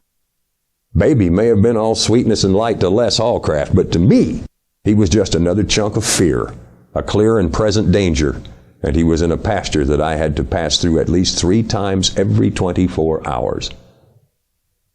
Like the dog owner explaining how little Fido would never bite anyone as the crazed canine has his fangs in your fetlock, Les seemed totally unaware of my feeble protests about having his bull in the way. He actually seemed rather pleased that I was going to get an opportunity to become personally acquainted with Baby, that I would soon come to love the dear bovine as much as he did.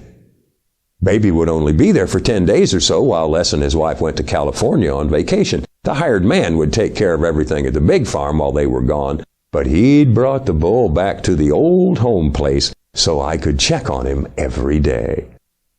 He just didn't know what he'd do if anything happened to Baby.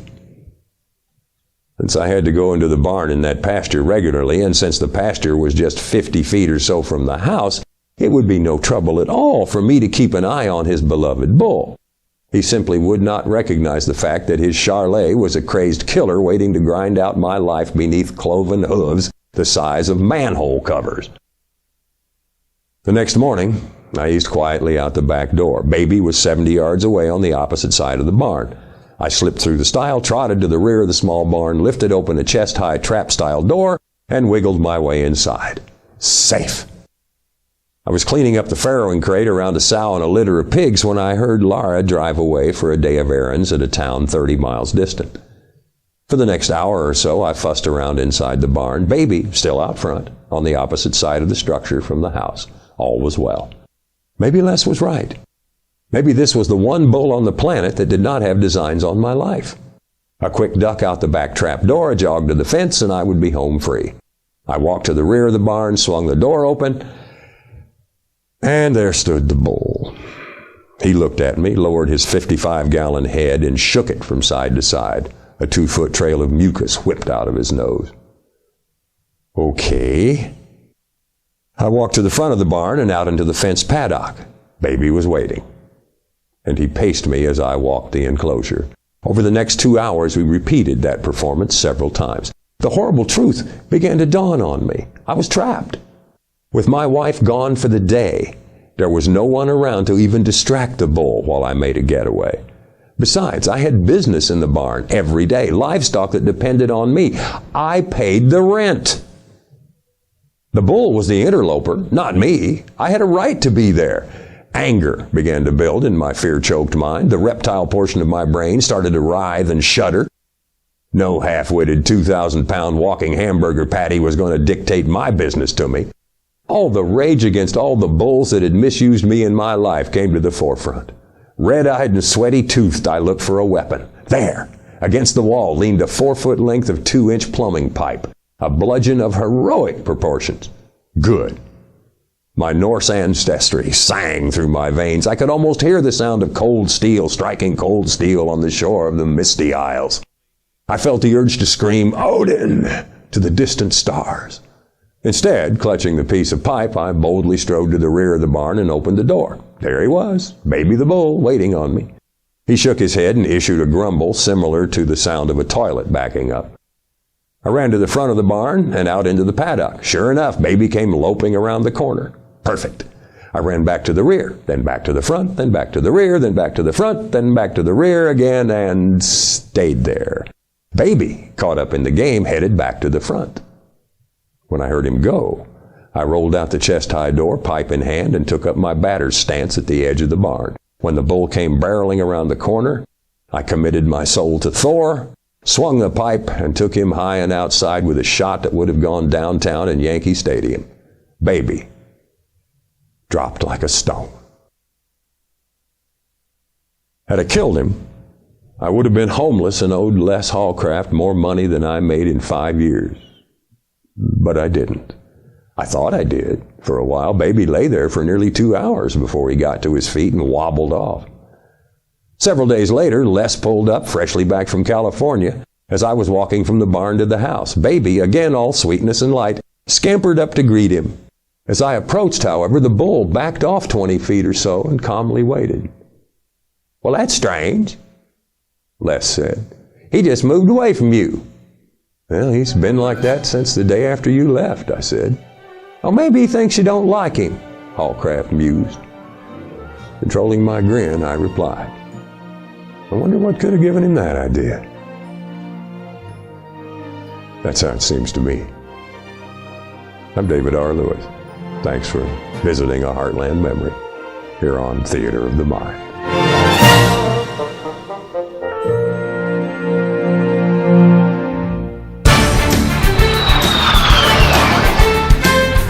Welcome back out to Liberty First Arena here in Omaha. Joel Becker along with Todd Zimlich. Kansas City Jets, Omaha Junior Lancers. The Jets hanging on. 3-2 is our score here as the team's back on the ice for the third period of play. By the way, earlier on when we were thinking that maybe the coach may have said something and gotten a penalty, that was during the second period on Omaha's side, I'm told that they actually called too many men on that play. Huh. So that was what was going on there. By the way, once again, wanted to let people know a couple of things. We've got our Teddy Bear Takeoff a week from yesterday, so this Saturday after Thanksgiving, Kansas City and the Lincoln Junior Stars, 5:40 p.m. game time. Scan the QR code real quick here while you have an opportunity. If you want more info or to make a donation, it's to benefit JVS and Children's Mercy Kansas City. There's not going to be an alumni game this year, just so that you know. We have a one Hall of Fame entry that we will have to announce for you over the Thanksgiving holiday. Yeah, come out, support the Jets, support a good cause, bring a teddy bear, and get out of the house after eating a lot of turkey and Thanksgiving victuals. So teams at center ice ready to go here for the third period. We'll see if the Jets can hang on. And Zimlich out there with Lobaugh and Whitrock. And the Jets do get the puck into the zone, and they call this offsides as Whitrock apparently couldn't quite keep it in. And we get a neutral ice face-off 7 seconds into the third period. So you got to be happy at least with the varsity team's effort here in this game. Yep, I agree. In terms of just keeping up what they started yesterday. Zimlich off the draw will dump it in.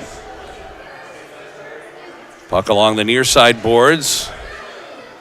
They try and play it up ahead to the Lancers, and it finally does get poked out to center, and Maddox will go back for it.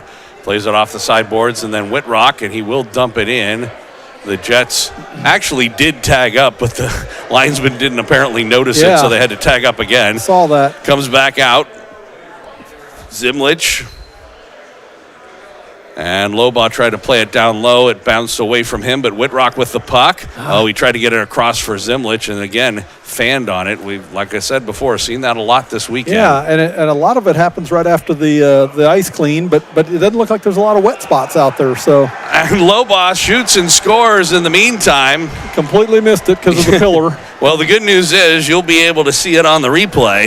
Yes. It was a great play by Landon and, taking advantage of a turnover. So we'll get a chance to see it right here. So, again, the Lancers had an opportunity to clear it right here and didn't, and they just lost it. And then I don't know how Lobaugh managed to get that in. No kidding. But let's see if we can't pull it in a little bit and see that even better. Real quick. We got the Omaha with the. Yeah, I know the game's still going on, with the puck in the zone. Well, we got a whistle here. How about that? What an amazing play! I'll give you another chance to see it here now. There, he just was he managed to just sort of shove it in past Simard. Yeah, I think just making that first move, so he had to. Simard had to come off the post. So big goal for the Jets, reestablishing a 2-goal lead at 4-2 now. Yeah, that was big. Still lots of time in this game. And a penalty on Omaha. I Yeah. didn't see what they called, but. No, it happened again while we were looking at the replay, but a power play opportunity, a shot by Zimlich, and that was fought off by Simard. Jets still with it. One-timer and a redirect attempt in front. Maddox tried to get a stick on it. I think he did, but Simard was able to knock it away. Now Maddox behind the net. He'll play it back out half boards, comes in the middle. Zimlich dusts it off, shoots, and he missed everything as he went high with that one. Lobaugh again on the half boards gets it to Cam. Across one-timer, Albertson. The puck is still loose. And boy, Makowitz. Oh, and then a Jets player was taken right down, and they just say, play on. Yeah, that has to be a trip. I mean, I don't think it was an intentional trip or anything like that, but he did take him down. Yeah, he did. So in the meantime, here's Zimlich. Still a power play for another minute for the Jets. Zimlich was checked off the puck, but Deaver goes over to help out. Now Maddox. And the Lancers clear it not out. Kept in good play by Halbertson across, and Zimlich's shot. And he missed everything. I have noticed, by the way, that when Cam misses, he tends to miss high. Have you noticed that? Yeah, yes, definitely.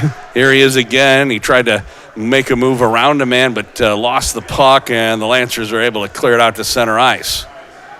Now Albertson will try and go back for it. Takes the body.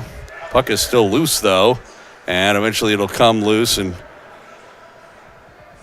Jets will try and set up again. Deaver on left wing with the rink-wide pass. He'll work in, had Dorley with him. Dorley was just kind of standing there. 20 seconds on the power play. As the Goodwin line is now out for Kansas City. Out of the net, Pedersen left it for Kirby. He'll just play it around to an open near side. Jets do get their first good win. And he'll play it ahead. Dorley couldn't accept the pass that was about waist high. And now it'll come back. Teams are back to 5 aside. Jets, though, still on top by 2. Dumped in by Dorley. 3.5 minutes gone by here in the third period. Jets with an early goal by Landon Lobaugh. Good pressure again. Dorley dumps it in. Jets tag up. And then again, as we were talking about during the JV game, it was from the other side, but this still applies to the Jets as well. A great offense is a way to play defense in this kind of situation. Definitely. If you can keep the pressure on the other side, you'll keep them from scoring any goals. No doubt. Puck comes out to center ice, trying to skate ahead with it, Deaver. Jack will just gain the line and dump it in. Jets need to change behind the play. Now is intercepted, and it was a good play by Hacker, but unfortunately couldn't get it to Deaver, who was in a good position. Now Hacker gets it again. He'll try and take a step in, just dumps it in toward the net, steered aside by Simard into the corner. Ibis is over there. Lancers will play it off the sideboards. A good job pinching in there by Makowitz. He played it toward the side of the net, again sticked wide by Simard. The Lancers take over, and it gets by Makowitz out to center ice. Josh able to poke it away, though, from the forechecking Ross. The pass was off target looking for Ibis. Now here's Makowitz trying to work through. He was knocked off the puck. Oh, then a steal in front. Kaufman, he was taken down. Yep. There's going to be a penalty on the Lancers. 12:07 left to go, third period, and boy, Dane had a really great opportunity, but the Lancers just took him down to prevent a possible goal there. I'm calling the pillar. It got in my way again. I didn't see anything. I Okay. just saw him on the ice. So Well, I'm going to get on this side of the pillar since the face-off's on this zone. So this is good. you need to get your X-ray vision checked. I guess. So, power play unit out for the Jets. Low ball. The puck is loose near the dot, and the Lancers do get it off the stick of Zimlich and out to center ice. Albertson played it off the near side, but the Lancers take over. Comes out to Makowitz, now in the middle for Maddox. He'll gain the zone. Brent Maddox, he went to leave it. He was looking for Lobaugh, but that kind of hit a skate. Now a couple players fight for it, and Maddox comes away with it. Comes back out toward the point. Lobaugh left it for Zimlich. Zimlich at the dot, in on goal. A shot, a blocker saved by Samard, and it goes up over the glass and out of play. $1:24 left to go in the Jets power play. 11:35 in regulation time. Kansas City on top 4-2. Yeah, we're winning some battles on the boards, keeping the puck in the zone. That's what we've got to do. Like you said, good offense is good defense. Well, especially when you got the man advantage. Low ball off the draw, got it back to Zimlich at the left point. Across one-timer, Albertson. And that hit something. I think it was the shaft of the stick of Samard. Yeah, it didn't sound like a blocker. So. And went up over the glass and out of play. So they'll have another face-off this time on the other side of the ice. To the left of Eli Samard, the tall goaltender for the Lancers. And this time Lobaugh won it easily. Got it back to Albertson. His shot hit a leg. Can he keep it in? Well, he can the first try. And then Maddox over there trying to help out. He just poked it ahead, but it went right to a Lancer player who dumps it in on goal. Zimlich back for it. Boy, he just left it behind the net, being hampered on the play by the forechecking Lancers. Here's Lobaugh, up left wing and into the zone. He's going to try and go coast to coast. Now he'll pull up to make a play. Plays it back out straight away. Zimlich across. One-timer, Albertson, a shot, rebound. And Makowitz was taken down in front. Yep. He did get the shot off. He did. And Samard had to be alert a couple of times. Now trying to work into the zone. Good defensive play that time by Zimlich to break that up. Puck still back of the net, though. 20 seconds left to go in the power play. Zimlich with the puck. He'll work in on left wing. Works again toward the middle. He was knocked down. Lancer player had lost his stick. He picks it back up. Goes into the far corner. And now sent down the ice by Omaha, and that'll do it for the penalty pretty much. Still another 10-10 left to go regulation time. Jets on top 4-2. Teams at 5 aside. Puck comes out to the neutral zone. Fitzpatrick plays it back into his own zone. Now up ahead, Martison. He'll just play it back to the defense. It was kind of a off-target pass, and it goes all the way back behind the net. Oh, Dorley wasn't paying attention. The puck was actually right there for him to pick it off, but he just skated right by it.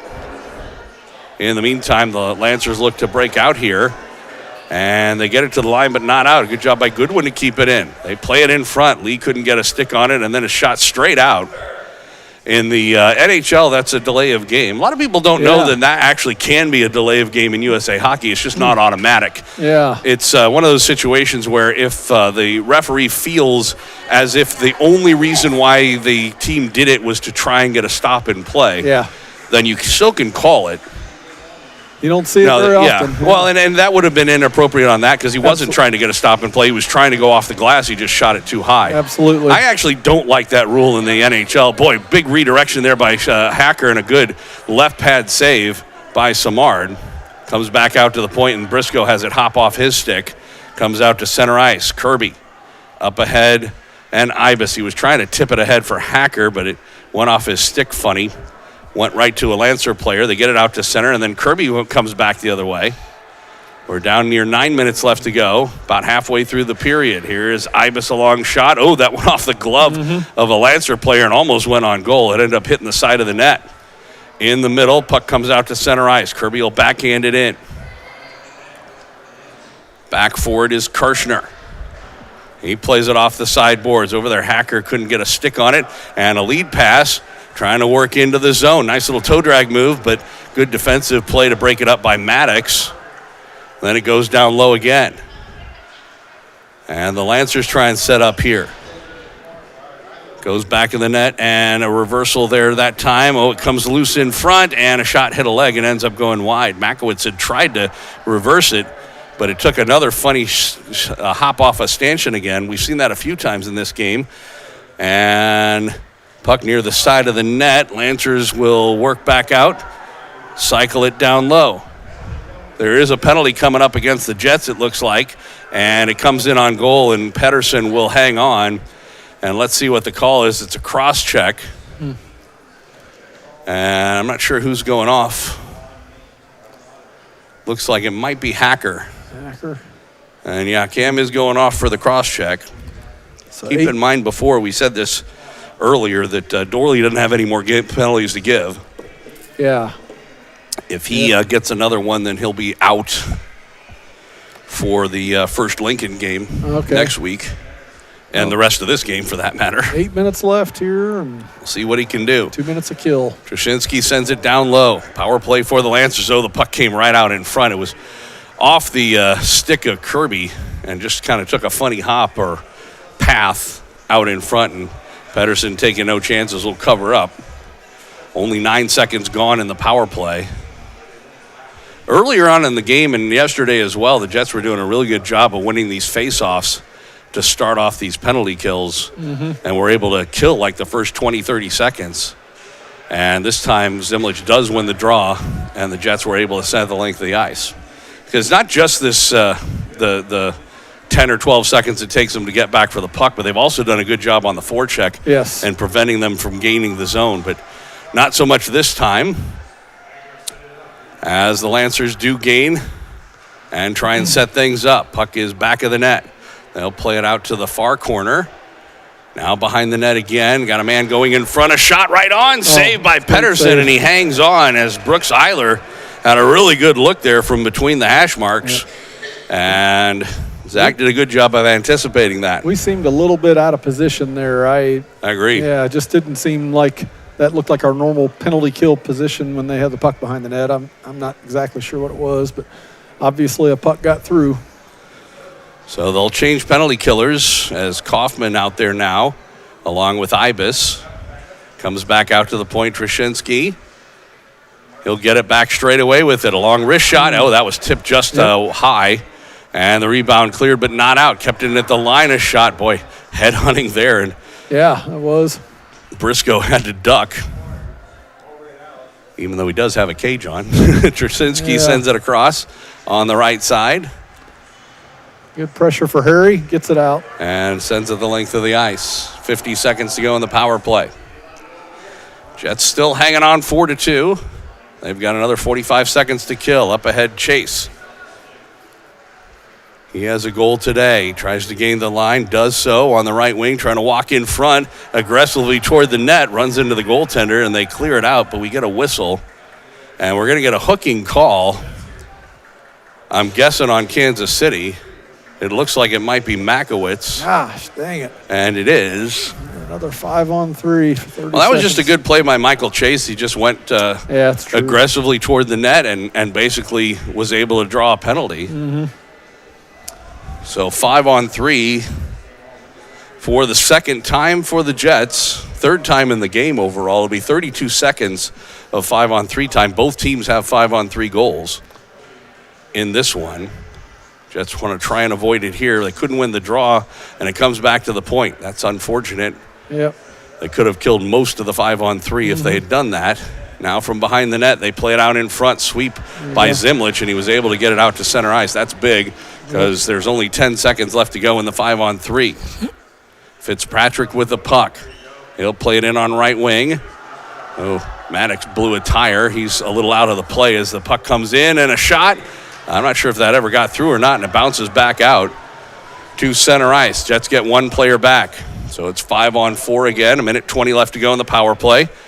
It's Patrick trying to work in, and it was poked past him. Nice past Parsons again. Back out. Great neutral zone pressure again. Well, that was another one where they go for that turnover near the line.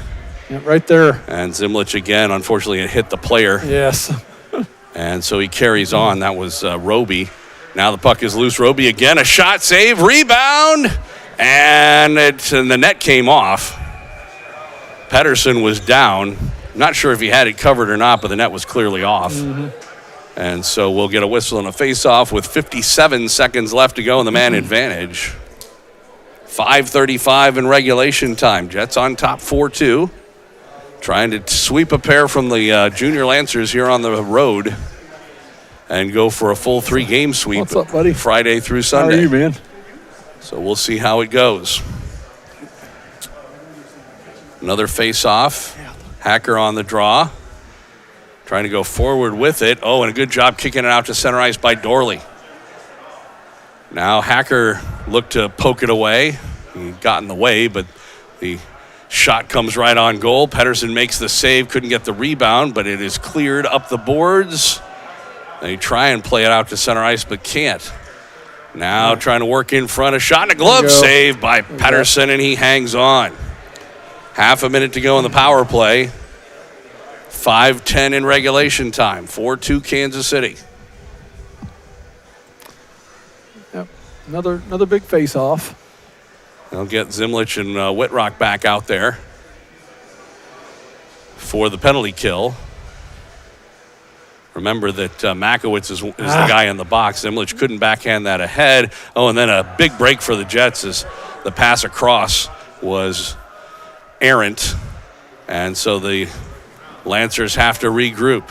Maddox after the puck in the corner, poked it ahead, and Whitrock able to send it the length of the ice. Good play by Lane. Yeah. 7 seconds. Martison tried to play it ahead. That was broken up by Whitrock. He tried to go in shorthanded. Taken away from him. Pass to Chase. Chase had it knocked away by Whitrock. Comes up the near side. Referee got in the way. Lead pass Lobaugh. He's got a step in on goal alone. A shot and he scores. Landon Lobaugh. It's an even strength goal. Yep. Happened just after the penalty ended. And a huge one for the Jets as they now lead it 5-2. Man, I don't know much about this game, but I can tell you our neutral zone pressure has been the difference maker in this game. We've really forced them into turnovers in that part of or bad passes that just aren't connecting.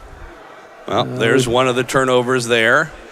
And they got it again, and then they play it in the middle, and it goes off of Chase's stick, and then Whitrock eventually right there will get to it, makes a nice lead pass for Lobaugh, and he was in all alone, and this time he made no mistake. And notice he went what normally would be high glove side, but this is blocker side. Yeah.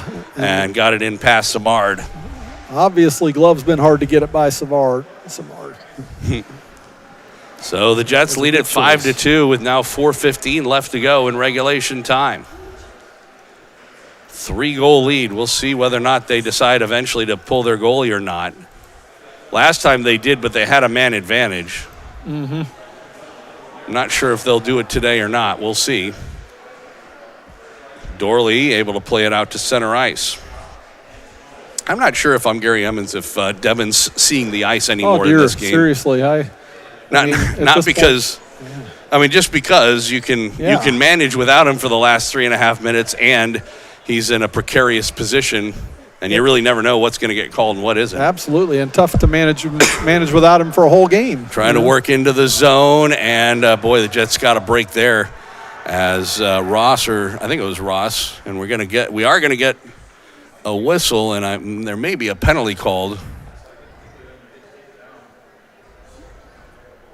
They taking Goodwin? I think so. I couldn't see it. I think they are taking him. It's going to call roughing, it looks like. Huh. But anyway, with regard to Dorley, yeah, you just heck, I might actually send him to the locker room. So he doesn't accidentally get on the ice. Right, or even accidentally say something or get called for a penalty that he didn't do. There you go. So it looks like the Lancers are going to call timeout, or is it the Jets? One of them. I think it's probably Omaha. And I would not be surprised if they come out with Samard on the bench. Yeah, I'd say so. Despite being down 3 goals with 3:27 left to go. So impressive third period so far for Kansas City. They've had to kill off some penalties, and they've managed to do so. They've got a couple of goals, have extended their lead from 3-2 to 5-2.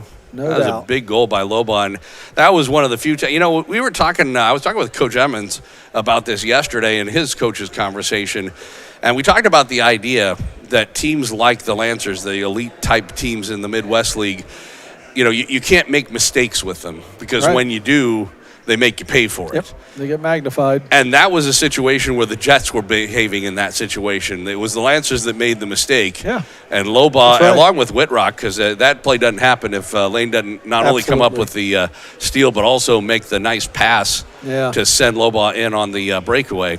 But, I mean, how many times have we seen that earlier on in this year where the Jets will get, we've had shorthanded breakaways here, we've had other times or whatever, and they've, done a good job and gotten the shot off, but they haven't come up with the goal. Yeah, exactly. And that time Landon buried it, and that was beautiful. Yeah. So it was a big deal and an important goal for the Jets. No doubt. To get a rather commanding lead here. 3:27 left to go. So the net to our right is empty. So it's 6-on-4 on the power play. The puck back of the net. Lancers center it. It's loose on the top of the crease. And Pedersen tried to cover it, couldn't, but it comes squirting out. And Ibis knocks it down, and he'll fire it toward the empty net, and it is wide of the goal. Still 6-on-4, though. Obviously, the Jets can ice the puck here while they're shorthanded. Ibis and Zimlich out there. And it comes away, Briscoe. And it comes loose. Zimlich, backhander toward the empty net, and it bounces wide. But they've done a good job of killing 35 seconds off the power play so far. That's the most important thing. And having a hard time gaining the zone. Now they do, the Lancers, pulling up in the far corner. Puck back of the net comes out from the dot. Sharp angle shot that hit traffic, never got in front, and now it bounces up high in the air. And we get a whistle. I think they say it was knocked down with a high stick. Presumably a Jets high stick because it looks like they're keeping the puck in the zone. There you go. 1:04 left to go in the power play. Jets will change defense as Makowitz and Maddox come on, along with Zimlich and Ibis. Off the face-off, Makowitz trying to fight the puck free, comes loose, and the Jets send it the length of the ice, wide of the goal again. Had 3 pot shots at the empty net, but been about 4 or 5 feet wide of each one of them. Then Zimlich off the sideboards, and you're going to have to work with Cam on his pool playing. Yep. He doesn't quite have the cushions down. Does not have those cushions down. We're down to 35 seconds to go in the power play. 2 minutes to go in the regulation time. Lancers gain the zone. Knapp with it. He'll play it back to the point. Trushinsky kept it in, goes down low in the corner. They try and cycle it, but nobody there for Omaha. But now they work the puck free, hit the back of the net. They center one. Goes off a stick and into the far corner. They play it back to the right point. Still a power play for another few seconds. Straight away with the puck. Trushinsky, a long shot. That hit traffic and ended up going wide of the goal. Now trying to walk in front. Chase a shot and a glove save by Pedersen, and he will hang on. 1 second still remaining in Goodwin's penalty. And I tell you what, if the Jets can get a face-off win here, they may have a possibility for a shorthanded breakaway into it. I don't think they're going to bring Samard back out. There's an empty net. I don't know why you would. Minute 27 left to go. So you've got a guy ready to come out of the box. We'll see if they put anybody over by that. You sure would think they would. I don't think so. I mean, down by 3 goals, why you don't bother. Yeah, it doesn't matter. You just hope that you win the draw. Roby on the draw and goes back to the point of shot. It was gloved down. That could have been a hand pass. Really, probably should have been. Yep.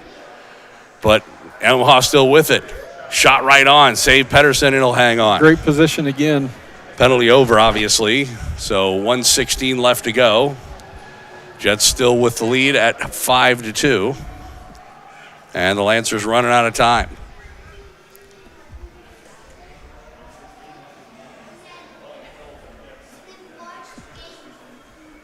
So another face-off. This one to the left of Zach Pedersen. Loba on the draw. And he plays it ahead. It's poked to the sideboards, but not out by Kirby. Now it comes loose in front, and the Jets will send it down the ice. Not enough to go with icing, so it was a good play by Goodwin. Now the Lancers will work ahead. Minute left to go in regulation time. Big high hit by Roby.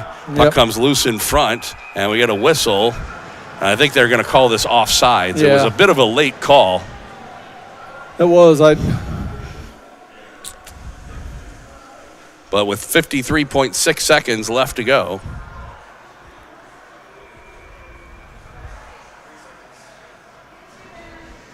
Jets looking to have a 10-point weekend. Yeah. Not bad. No kidding.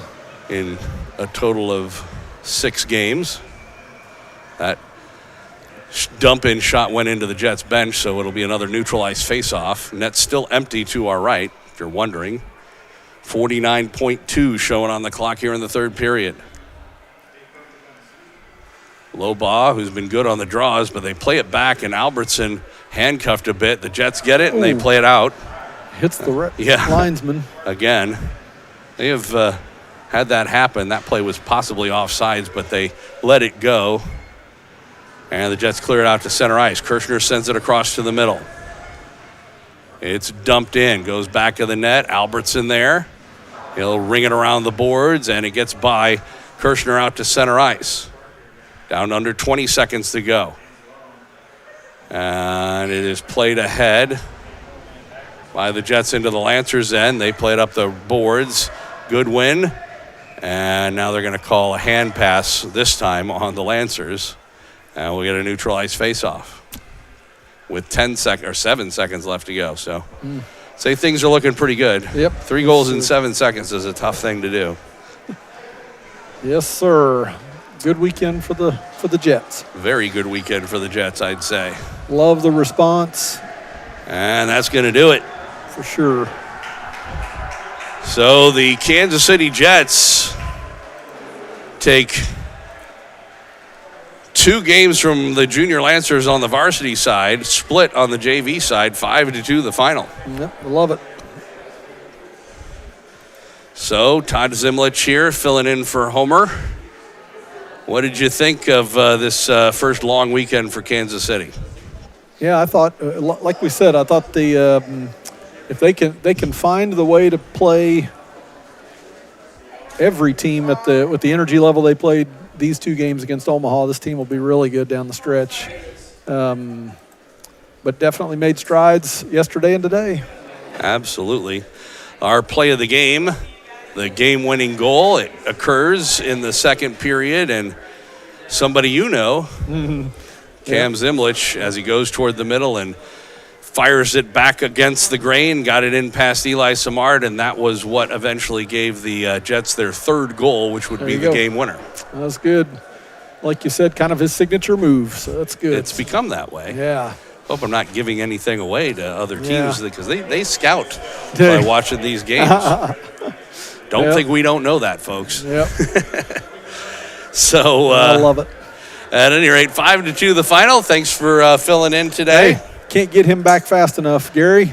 Don't forget, next week we've got our Teddy Bear Takeoff, and it is also, of course, Thanksgiving weekend, Alumni weekend, and Hall of Fame weekend for the Jets. Scan your QR code right there if you have a second. The game at 5:40 on Saturday, November 25th, admission free, battling the Lincoln Junior Stars. The fundraiser to benefit JVS and Children's Mercy Hospital, or Children's Mercy Kansas City. Want to thank our sponsors, Hallmark and UMB, and also thank the Lobaughs for that matter. Yes, for putting all this together and doing really a great job with it. That's awesome. Try and come out and join us if you can next week. I didn't really look ahead to see when we're on the road next. Obviously, it'll be in December sometime. I think there's very next weekend we go to Waterloo. Okay. After Thanksgiving weekend. Boy, another long trip. Yeah. Yep. All right, so the final here, 5-2, Kansas City taking a pair from the Junior Lancers, also one from Fremont, so it was a 3-win weekend for varsity. The JV squad got 2 out of 3, including a shootout win yesterday over the defending JV champions. and then losing today, but also a win on Friday against Fremont. So they end up coming away with 4 out of 6 points. The Jets varsity get all 6 of the available points. 5-2 the final. Thanks for joining us here on Kansas City Jets Hockey here on the Jets Hockey Network.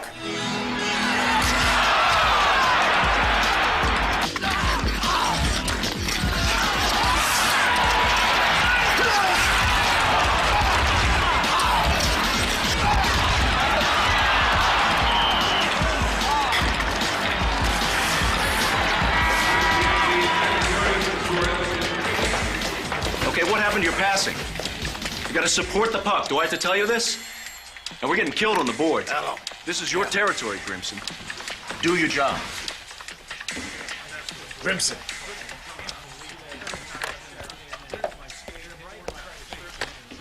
Hello? Hi, honey. What?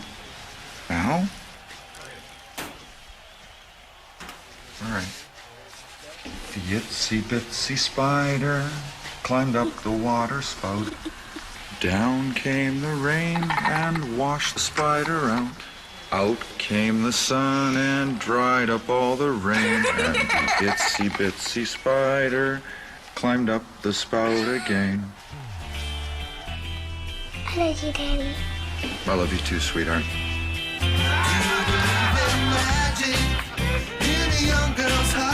Hey, it's my girl. You know, my daughter. Love. Pass it on.